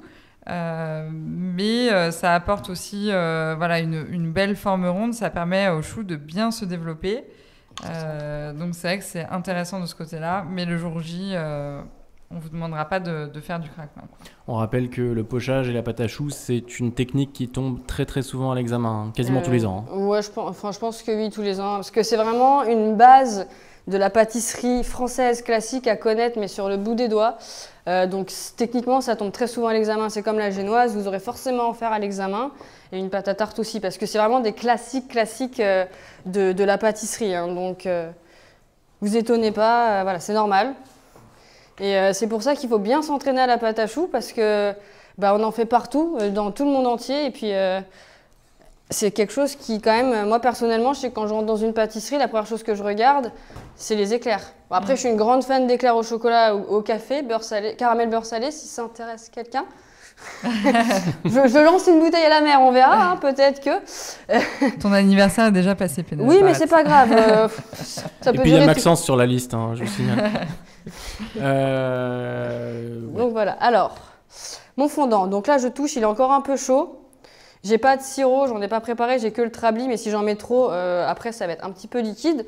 Donc je vais le laisser refroidir un tout petit peu, mais ça va être très rapide. Il doit être à quoi? À 39-40 maximum, pas plus. Donc voilà, je vais bien le mélanger. Hop. D'où l'importance, d'où la longueur de ce live, hein, comme c'est une technique très très importante et qui tombe relativement souvent le jour de l'examen. Voilà, on a tenu à insister là-dessus et à faire un live un tout petit peu plus long que d'habitude. Donc désolé, hein, si vous allez manger plus tard ce soir, au moins vous saurez faire des éclairs parfaits. Et on a de plus en plus de spectateurs, donc apparemment ça dérange personne, bien au contraire. Eh ben c'est parfait, ça se trouve ils sont en train de manger en nous regardant, bon appétit. Alors donc là elle va être un petit peu chaud. Ah ça va. Là il me chauffe le doigt mais il me le brûle pas, ça pique pas, donc la température va être convenable. Alors, comme vous voyez, je racle toujours mon doigt sur le bord de la cuve. C'est comme pour corner en fait un récipient. Vous voyez, j'enlève tout sur mon doigt et donc du coup, je vais pouvoir glacer comme ça. Alors. Breaking news avant de continuer. News. Alors après, j'ai également toujours, et ça c'est quand je dis breaking news, il faut me laisser finir. Sinon, c'est plus une breaking news. Sinon, c'est juste une news. C'est une news. On a des nouvelles de Joumana. Joumana a passé le P1 mardi matin et c'était très intense. Joumana est soulagée que ce soit bien passé. Tant mieux. Il y avait un flan avec une pâte sablée, un dartois comme crème de noisette, des tartelettes framboises noisettes. Magnifique, Joumana. Vous me donnez faim. Parfait. Alors, On est content pour vous. Tout va Ouais. bien. donc on va glacer. Félicitations. Alors, si vous avez bien réussi, on attend le résultat avec impatience. Voilà. Alors maintenant, moi là, mon fondant il commence à refroidir, ça parce qu'il commence un petit peu à coller. Donc, je suis droitière, donc je vais glacer de ma main, enfin je vais tremper de ma main gauche. Je trempe mon éclair, pas entièrement, hein, vraiment juste le dessus. Et quand je lève, vous voyez, je tire un petit peu pour enlever l'excédent. Je le penche sur le côté et avec mon doigt, hop, je viens racler. Et là après, je fais le tour. Et voilà, donc mon fondant est bien brillant. Il y a une petite bulle d'air, ça c'est fait, ça arrive. C'est pas très grave, c'est quand on le retire. Donc pareil, je recommence. Donc vous voyez, souvent vous avez une petite démarcation. Prenez-le ici, on le trempe bien. Donc là, pour ce genre de préparation, chef Pénélope, donc elle sait pas trop laver les mains pendant ce live, mais le jour de l'examen, si vous avez les mains bien propres, vous pouvez forcément utiliser votre doigt pour bien lisser les côtés et le dessus. Hein. C'est vraiment Voilà. la technique qui est demandée pour glacer vos produits. Et comme vous voyez à chaque fois, et je dis bien à chaque fois, très important, je prends, vous voyez mon doigt il est sale, miracle, il est propre. Bon, propre, tout est relatif, mais Quelle vous voyez. magie, mais c'est incroyable aujourd'hui. Cette magicienne. Voilà, bon, et après, alors très important aussi pour glacer, bon là je l'ai pas pris dans le bon sens, mais toujours prendre du plus loin au plus près, parce que sinon si le fondant est un peu coulant, ce que je vous souhaite pas, il risque de couler sur vos autres pièces. Donc voilà, donc là mon fondant il va commencer un petit peu à Alors on a Qu'est-ce qui se passe quand il y a un drame comme ça? Faut partir. Il n'y a plus d'autre solution. Alors, la dernière fois, j'ai fait un point lors d'un rendez-vous des profs. Donc, le rendez-vous des profs, c'est vraiment le moment où on se retrouve avec les élèves en visio pour discuter d'un sujet. Donc là, c'était les derniers conseils avant l'examen. Et je parlais justement de la gestion du stress. Donc, si vous ratez quelque chose, prenez votre temps, respirez et recommencez et ça se passera bien. Si vous vous précipitez, malheureusement, vous risquez de tout rater. Donc, ce serait dommage. Ouais. Alors, pour les religieuses, parce que j'ai vu cette question sur la plateforme, on me dit, bah moi, ma religieuse, quand je mets la tête glisse. Alors, il peut y avoir deux raisons pour ça. La première, c'est que quand vous avez garni votre petite tête, il y a encore de la crème pâtissière qui sort. Et du coup, la crème pâtissière est humide, donc qu'est-ce qu'elle va faire? Elle va glisser. Donc vraiment, avoir déjà le chou bien lisse en dessous. Et ensuite, il ne faut pas avoir un fondant trop chaud ni trop souple pour que ça colle bien. Donc là, moi, mon fondant est bien. Je pose juste ma tête et vous voyez, ça tient. Miracle. Bon, là, elle n'est pas bien centrée. Voilà, là, elle est bien centrée. Et vous voyez, donc, ma tête est vraiment plus petite que mon corps. Et ça tient très Elle bien. parle du gâteau. Hein. Après, en vrai, c'est pas faux aussi. Est-ce que vous allez mettre la fameuse crème au beurre comme dans les Non, pâtisseries ou pas? on n'en a pas, j'en ai pas préparé d'avance. Et puis Depuis là, le dernier live, on ne parle plus de crème au beurre. Ah oui, c'est C'est tabou. fini. On est d'accord que le jour de l'examen, on doit en faire ou pas? le jour de l'examen, elle sera normalement fournie, sauf si vous avez une préparation avec une crème au beurre à faire déjà, par exemple un mocha. Là, ils vous diront réserver une partie de votre crème au beurre pour les religieuses. Mais si vous n'avez pas de crème au beurre, elle sera fournie parce que vous ne pouvez pas faire juste 100 grammes de crème au beurre comme ça. Ça s'appelle faire de la dinette et c'est pas ça le jour de l'examen. On Voilà. repart sur la dinette. J'aime Ouais, on bien ramène. ce mot dinette, c'est vraiment... On va toujours parler de ce fameux sujet de ce qui se fait le jour du CAP et en pratique, en pratique pardon, dans les laboratoires et dans les pâtisseries. Évidemment, la crème au beurre, on la voit de moins en moins dans les pâtisseries. Effectivement, parce qu'elle est très grasse, c'est très sucré, donc les gens ne sont pas forcément très fans non plus. Ce qu'on peut comprendre, hein. Moi personnellement, je ne suis pas du tout fan, mais ça fait partie du référentiel. Ça fait donc partie on du doit référentiel et c'est l'exécuter. une des premières crèmes à avoir été avec la crème pâtissière inventée, on va dire, entre guillemets. Et c'est très facile à faire et c'est surtout très nourrissant. Parce qu'à l'époque, faut se rappeler que les gens, surtout après les guerres et tout, on avait beaucoup de famine, donc il fallait manger quelque chose de consistant. Et la crème au beurre, ça tient au corps, donc c'est toujours très, très utile.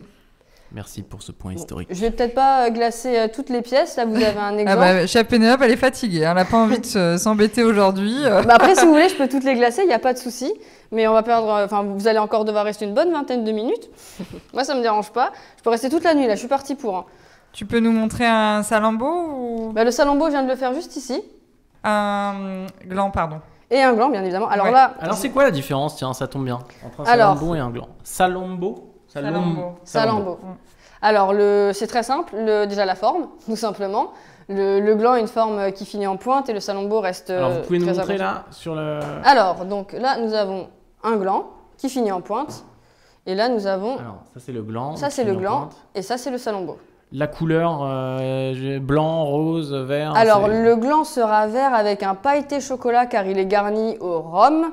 Et le Salombo, ce sera du caramel avec des amandes effilées car il est garni au Grand Marnier. Si D'accord, donc pas de fondant coloré, c'est juste du caramel sur le dessus. Voilà, là j'ai juste fait pour vous montrer un petit peu parce que j'allais pas faire du caramel en plus. Là, on aurait mis toute la journée.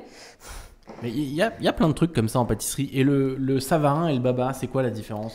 Alors pour moi, c'est pareil, c'est comme le Salambo et le blanc. Il n'y a pas vraiment de différence. Je pense que c'est un peu comme tout ce qu'on dit, pain chocolat, chocolatine. Je pense que c'est une technique de fabrication qui fait la différence. Non, alors je pense qu'il y a quand même... donc je pense que c'est la même pâte, mais que c'est pas la même forme. Et il me semble qu'il y en a un qui a de la crème et pas l'autre. Ou alors que... Il me semble qu'il n'y avait pas de crème à l'époque et que ça s'est modernisé avec de la crème sur le dessus. Enfin, ça devrait être... on va la creuser cette histoire et puis je vous donnerai on postera ça sur la plateforme. À ce propos, vous pouvez voir nos vidéos, toutes nos vidéos sur YouTube, et on a une super recette de baba faite par le chef Jérémy Delval, il me semble, donc ce n'est pas toi. qui était un chef d'Aloyau et qui était vraiment spécialiste des babas et savarins. Et donc c'est sur notre compte YouTube, vous pouvez retrouver toutes les vidéos de nos chefs. Et voilà, donc là j'ai glacé le gland, donc bien évidemment il est vert et il y a du pailleté au fond. Donc pour le pailleté c'est très simple, vous avez une petite cuve et vous le prenez comme ça et vous le trempez. Bon là j'ai pas de pailleté, sinon je peux vous faire des petits confettis, mais pour le coup ça va pas être mangeable. Donc voilà. Alors là on a des petites questions, plutôt que d'utiliser le doigt, peut-on utiliser le thermomètre bien sûr. Donc pour tout en fait vous pouvez utiliser le thermomètre. Après nous on vous montre quand même des techniques qui vous permettent de vous débrouiller même sans matériel électronique. Car ça arrive que la pile tombe en panne et c'est bien de connaître la température du chocolat à la main, du fondant, toutes ces choses-là, c'est important à connaître. Oui. On rappelle que ce live sera en replay intégral évidemment sur la plateforme YouSchool dans les informations générales et aussi sur notre compte YouTube, donc YouSchool simplement, et également d'ailleurs sur le Facebook YouSchool Pâtisserie. Donc Céline, n'ayez crainte, si vous avez raté quelques minutes, vous pourrez tout revoir dès ce soir. Et alors, dernier petit tips que je peux vous donner pour les casseroles. Une magicienne ne dévoile jamais ses tips, vous êtes au courant ? Là, malheureusement, je vais devoir parce que sinon, vous voyez la tête de ma casserole là, le jour de l'examen, si vous avez ça, le jury va passer, va dire bah dis donc, on n'est pas chez Dédé Pâtisserie ici, entre guillemets. Donc, alors, on prend son couteau, ça marche. Moi, je fais toujours au couteau, mais jamais la lame, toujours le dos parce que la lame risque de vraiment abîmer l'inox. Et donc, dans ces cas-là, je prends la lame, le dos et je viens bien appuyer pour enlever tout le reste de fondant et ainsi avoir des bords vraiment bien propres, du moins le plus propre possible, car le jury va vraiment faire attention à ça. Donc vraiment, voilà, ça fait des petits paquets, mais c'est pas grave, de toute façon, le fondant se réutilise très bien, bien filmé au contact et au frais, il n'y a pas de souci. Insistez bien le jour de l'examen sur toutes ces petites attentions pour que tout finisse propre, que votre plan de travail soit propre et bien net, etc. Effectivement, voilà. Et après, donc normalement, je sais qu'en entreprise on fait ça, normalement on prend une petite lavette un petit peu humide et on fait le tour comme ça de la casserole pour éviter justement que le surplus de fondant ne s'abîme un petit peu et quand on va réchauffer la casserole, pour pas que ça se remélange. Donc on fait toujours un petit coup de propre. Avec voilà. Une lavette propre qui n'a pas servi à s'essuyer à les mains tout main, le long du live, mais bon, ni là, la table. Il y avait une petite question là. Après honnêtement, moi je trouve ça, moi qui ne suis pas pâtissier, je trouve ça très bien qu'on ait pu voir justement ce qu'il fallait faire et ce qu'il fallait pas faire. Ah oui, c'est des questions hyper importantes, comme ça au moins vous êtes paré le jour de l'examen et vous savez exactement ce qu'il faut faire et ce qu'il faut pas faire. Et tout comme quand chef Pénélope s'est trompé dans le pochage avec une seule main, et ben voilà, c'est hyper intéressant de savoir que quand on poche à une seule main, ça fait un résultat hyper approximatif et qu'il faut vraiment insister sur les deux mains parce qu'elles ont un rôle chacune très différent. Exact. Et justement, là, il y avait une petite question. Est-on obligé de lisser au doigt ? En fait, il y a plusieurs techniques pour glacer. On nous a demandé aussi si on pouvait utiliser une douille. Donc, effectivement, vous pouvez glacer avec une douille, avec la palette. Moi, j'ai déjà aussi glacé avec un autre type de glaçage dans des moules flexipans. Donc voilà, il y a plusieurs techniques. Aujourd'hui, on vous montre la technique vraiment la plus traditionnelle, qui est celle de tremper les éclairs. Et il faut savoir qu'en boutique, en général, quand il est 6 heures du mat et que c'est l'heure d'envoyer tous les gâteaux, il y a un petit rush en fait. Et donc voilà, il ne faut pas perdre de temps sur ce genre de technique. Et voilà, mes petits choux glacés. Bon, là, effectivement, le glaçage, il n'est plus très brillant parce que forcément, il a refroidi entre-temps. Mais le jour de l'examen, ça vous arrive, c'est pas très grave. Vous les passez au frais. Et en fait, l'humidité du frigo va faire rebriller votre fondant et il sera parfait lors de la présentation. Parce que je sais que la température était bien puisque je ne me brûlais pas et qu'il se tient sur l'éclair, enfin sur la pâte à choux, donc c'est qu'il était ferme. C'est juste que là, il aura besoin d'un petit peu d'humidité du frigo pour bien briller. Mais même encore, là, je vois un petit peu à la lumière qu'il est, en tout cas, le gland est encore bien brillant. Donc voilà. On a une question de Lucie qui demande si on conserve le fondant au frais et pas à température ambiante. Alors, un seau, enfin on va dire un seau de fondant classique non ouvert et non utilisé se conserve à température ambiante. Mais une fois que vous avez fait votre fondant, que vous l'avez aromatisé et chauffé au moins une fois, obligatoirement au frigo. Obligatoirement au frigo. Toujours. Donc ça se garde quand même pas mal. Vous pouvez le réchauffer plusieurs fois. Mais quand même, au bout d'un moment, on se rend compte que le fondant est pas top. Donc ce qu'on fait souvent en entreprise, c'est qu'on rajoute du fondant neuf voilà, pour pouvoir glacer vraiment quelque chose avoir un résultat net. Exactement. Je profite du fait qu'on parle du pochage, des éclairs, etc.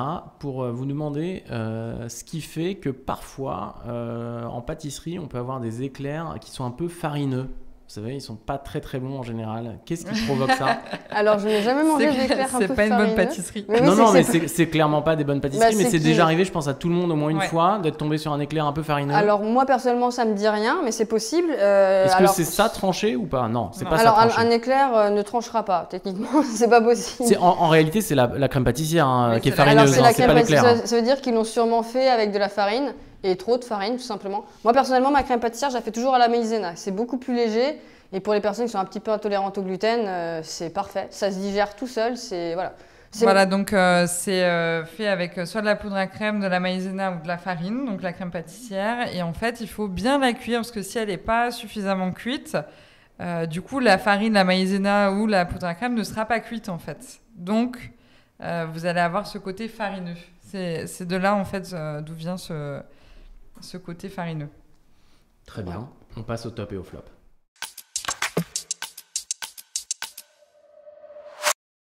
Les tops et les flops aujourd'hui, chef Cécile. Alors, moi je dirais que le top, déjà, c'est de réussir une pâte à choux, pas craquer, bien lisse, réussir sa cuisson. Comme aujourd'hui, je suis d'accord avec vous, chef Pénélope, tout à fait. Vraiment, il faut qu'elle soit bien dorée. Il faut faire attention. Alors, en fait, il y a beaucoup de critères pour réussir sa pâte à choux. Donc, c'est bien dessécher la panade. Mais ça, on va les redonner dans les astuces du prof. Donc, vraiment, côté finition, voilà, faut que ce soit bien doré, que ça se tienne bien, qu'il n'y ait pas de la crème qui sorte parce que des fois, ça se fissure et ça explose un peu. Voilà, il faut avoir un fondant qui est bien positionné, qui ne coule pas et qui est brillant. Ouais, là, on profite, on a une question de Céline. C'est quoi le risque si on la conserve à température ambiante au lieu du froid? De quoi, le fondant peut-être, je pense. Oui, je pense qu'on parlait encore du fondant. Je pense que, alors, j'ai pas vraiment de réponse à 100%, mais je pense que c'est niveau bactériologique tout simplement, parce que vous avez chauffé le sucre, donc du coup il sera un peu plus à même à être attaqué par les bactéries. Et puis de toute façon, toute préparation une fois chauffée devra passer au frais quand même pour bien se tenir, quoi. La réponse, c'est que ça moisit en fait, parce que comme on rajoute un peu d'eau, forcément l'humidité va créer de la moisissure au bout d'un moment. Question très intéressante de Cathy le jour de l'examen. Que fait-on avec les restants de fondant, puisqu'on sait que évidemment le jury veille à ce qu'on ne gaspille rien? Est-ce que ça vaut pour la fin de l'examen? Alors pour le fondant, vu que c'est le jury qui vous donnera un poids, normalement, vous n'aurez pas un poids parfait, parce que du coup, ça voudrait dire que pour les dernières pièces à glacer, vous allez vraiment galérer. Donc non, normalement, vous allez avoir un surplus et c'est normal, ce n'est pas grave. Le fondant en surplus, le jury vous dira rien parce que ça se conserve très bien.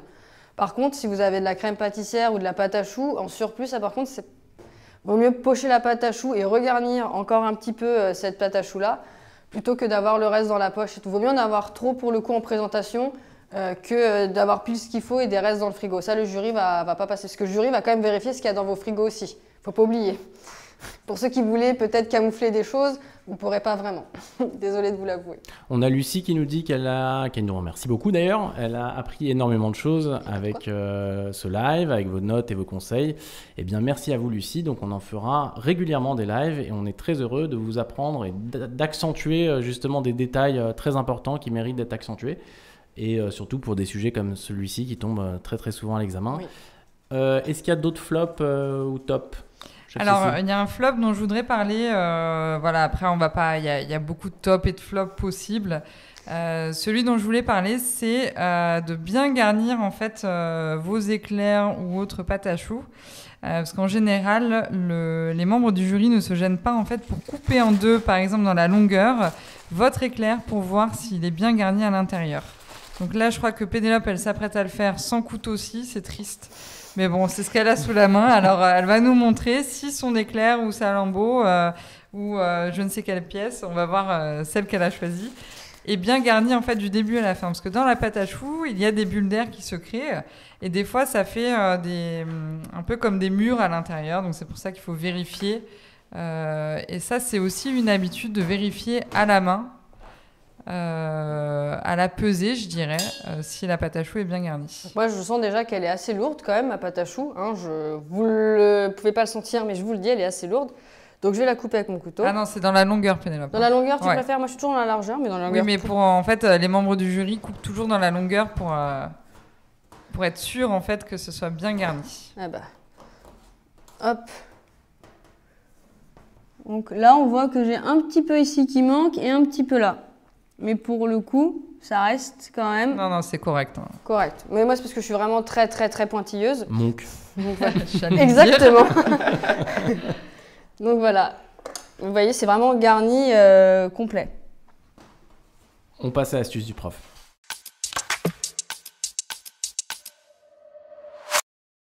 Qui va nous gratifier d'une superbe astuce pour l'examen? Ou pas d'ailleurs, ça peut être une astuce de pratique. Alors, moi personnellement, j'ai quelques astuces. Donc, comme je vous ai dit au début du live, la double ébullition qui permet justement d'avoir une pâte desséchée plus rapidement et du coup d'avoir moins de risques à avoir une pâte à choux qui va s'éclater au four. Donc, la double ébullition, c'est surtout quand vous avez du lait. Donc, vous faites une première ébullition, ça va se lever de la casserole, vous l'enlevez du feu, vous remuez un petit peu et là, vous la remettez. Et dès que ça rebouille une deuxième fois, vous l'enlevez, vous mettez la farine. Hop, vous mélangez et là normalement vous avez une chance sur deux pour qu'elle soit déjà totalement bien desséchée. Ça m'est déjà arrivé plusieurs fois et ça évite de la repasser sur le feu. Donc ça c'est ma petite astuce, mais je ne sais pas si le jour de l'examen, faut vraiment la maîtriser par contre si vous la faites le jour de l'examen. Sinon vous risquez de trop la dessécher et là pour le coup la pâte va être beaucoup trop ferme à pocher après, donc même si vous mettez assez d'œufs. Donc, il faut vraiment faire. Alors moi, je fais pas ça avant de connaître Pénélope. Je ne connaissais pas cette technique de double ébullition. Donc, la technique traditionnelle, c'est justement de faire chauffer son lait et son beurre. Ensuite, d'ajouter sa farine. Et moi, en fait, je dessèche la panade à feu moyen pendant pas mal de temps quand même. Il y a des techniques un peu à l'ancienne qui disent que quand le fond de la casserole commence à accrocher, c'est que c'est prêt, etc. Moi, je trouve que c'est pas vraiment un repère, étant donné que si vous mettez votre feu à fond, ça risque d'accrocher très très vite. Donc voilà, c'est une habitude à prendre.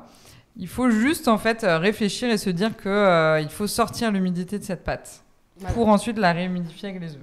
Voilà. Effectivement. Et après, pour le pochage, les petites techniques aussi, les petites astuces, comme je vous ai dit, c'est compter. C'est vraiment, mettez-vous un rythme, c'est tac, tac, tac. Un métronome. 1, 2, 3. Voilà, mais après, bon, faut avoir un rythme adapté aussi, mais c'est vraiment. Faut avoir le sens du rythme aussi. 1, 2, Pénélope 3. a particulièrement le sens du rythme. Je suis une très grande danseuse, mais je vous montrerai peut-être un jour. Donc, faut vraiment, par exemple, moi, comme je vous ai dit, les têtes, c'est 3, donc 1, 2, 3. Mais toujours la même cadence. Faut pas faire 1, 2, 3, 1, 2, 3, 1, 2, 3. Bah non, vraiment 1, 2, 3, 1, 2, 3, 4, 5. Comme ça, en fait, vous avez vraiment. C'est un rythme en fait, mais il faut vraiment vous entraîner là-dessus pour que vous accordiez votre geste avec votre esprit aussi. Donc ça, C'est parce que parfois on veut s'arrêter de pocher, mais notre esprit nous dit non, t'es encore à 4. Bon, bah, encore un peu. Enfin voilà, c'est Non, mais c'est vraiment, c'est ça, c'est une chorégraphie. C'est ça, c'est une chorégraphie. Effectivement, bah, on est très artistique, nous les pâtissiers finalement. On doit s'adapter, on doit chorégraphier notre travail, on doit être organisé. Ah, ça, je pense que personne ne dira le contraire. On verra quoi lors du prochain live? Alors, lors du prochain live, vous verrez Chef Cécile qui va vous faire une revisite. C'est moi qui sera à ma place, du coup. Elle va vous faire une revisite, si je puis me permettre de dire 100% du fraisier. Donc, vous trouverez sûrement les bases classiques, mais elle va vous faire un petit. Voilà, travail. On y réfléchit encore, on n'est pas trop sûr. Voilà, ce sera autour du fraisier. Il y a la crème diplomate, c'est ça, dans le fraisier? Alors en fait, sur la plateforme, on a une crème mousseline. On peut faire une crème diplomate qui est un peu plus légère et un peu plus digeste. Et moi, je voulais vous montrer encore autre chose, mais on va voir. On va y réfléchir. Ce sera autour du fraisier, soit un fraisier classique, soit un fraisier... Alors, on a Maxence qui réserve son fraisier directement. J'ai vu son message. Je pense que Maxence a réservé tous les gâteaux sur 1 an, là. Je pense que oui. Donc, du coup, on va devoir lui donner les restes. Mais voilà, on fera peut-être un petit dessert assiette. Voilà, on va voir. En parlant de fraisier, je sais que je fais la promotion aujourd'hui de notre compte YouTube. N'oubliez pas, vous avez le fraisier extraordinaire du MOF d'il y a une petite dizaine d'années qui s'appelle Christophe Renoux, qui a revisité un fraisier qui lui avait permis de gagner la demi-finale du meilleur ouvrier de France et qui l'a refait en direct, rien que pour nous. Donc c'est une vieille vidéo Yo School, mais qui est toujours aussi bluffante à regarder. Donc je vous invite à aller les regarder sur notre compte YouTube. On regarde quand même un extrait de la crème diplomate, fraisier ou pas fraisier, voilà. C'est peut-être qu'on vous réserve pour la prochaine fois. C'est parti. Juste pour le plaisir. Une fois votre pâtissière bien lisse, nous allons pouvoir la mélanger avec la crème montée. Cornez bien votre cuve.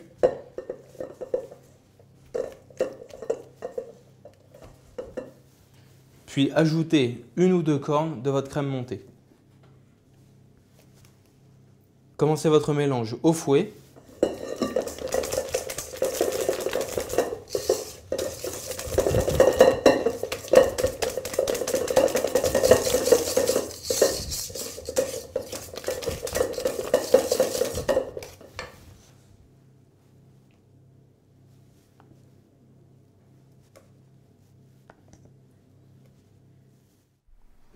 Voilà, je vous rappelle que cette vidéo, donc cet extrait que nous venons de voir, fait partie de toutes les vidéos de cours. Hein, je le dis pour ceux qui sont en public mais qui ne sont pas inscrits sur la plateforme Yo School.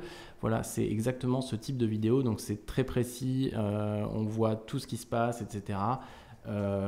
Et ce sont des vidéos qui sont globalement dans le temps de l'examen afin que vous puissiez les réaliser en direct. Chef Cécile, une autre précision avant de partir? Oui, alors je suis assez connue pour toujours faire de la pub pour les événements qu'on fait sur la plateforme. Donc en ce moment, on a lancé les JM, donc c'est les Journées mondiales du CAP blanc, puisque tout le monde fait en même temps des CAP blancs. Donc on est déjà à la 3e. Donc ce week-end, tout le monde peut faire un EP1 tous ensemble. Et le week-end prochain, un EP2. Donc je vous encourage vraiment à y participer, histoire d'être ready pour l'examen. Voilà. Et du coup, je vais en profiter pour faire une petite parenthèse. Le défi Fête des mères est sorti et je compte sur vous pour réaliser vos plus belles fleurs en pavlova. Voilà. Je vous laisse aller vérifier sur la plateforme le contenu du défi et vous allez voir des petites techniques de pochage qui pourraient vous intéresser énormément. Je ne ferai pas un message personnel pour ma famille. Je pense que c'est pas le moment. Merci, chef Pénélope. Ben, merci à vous. Ça a l'air délicieux. Il y a Maxence, j'entends, il est en train de courir. Merci, chef Cécile. Merci à tous. Merci à Romane et à Marine d'avoir fait la modération de ce chat. Merci à vous tous d'avoir été aussi nombreux et d'être restés toujours aussi nombreux. Hein. Le live qui a duré quasiment 2 heures, c'est une première. C'est vrai ? Quasiment 2 heures, 1h53. Donc c'est top et ça nous a permis de voir un sujet très important pour l'examen. À bientôt pour un prochain live. Merci Jérémy. Merci. Merci à vous.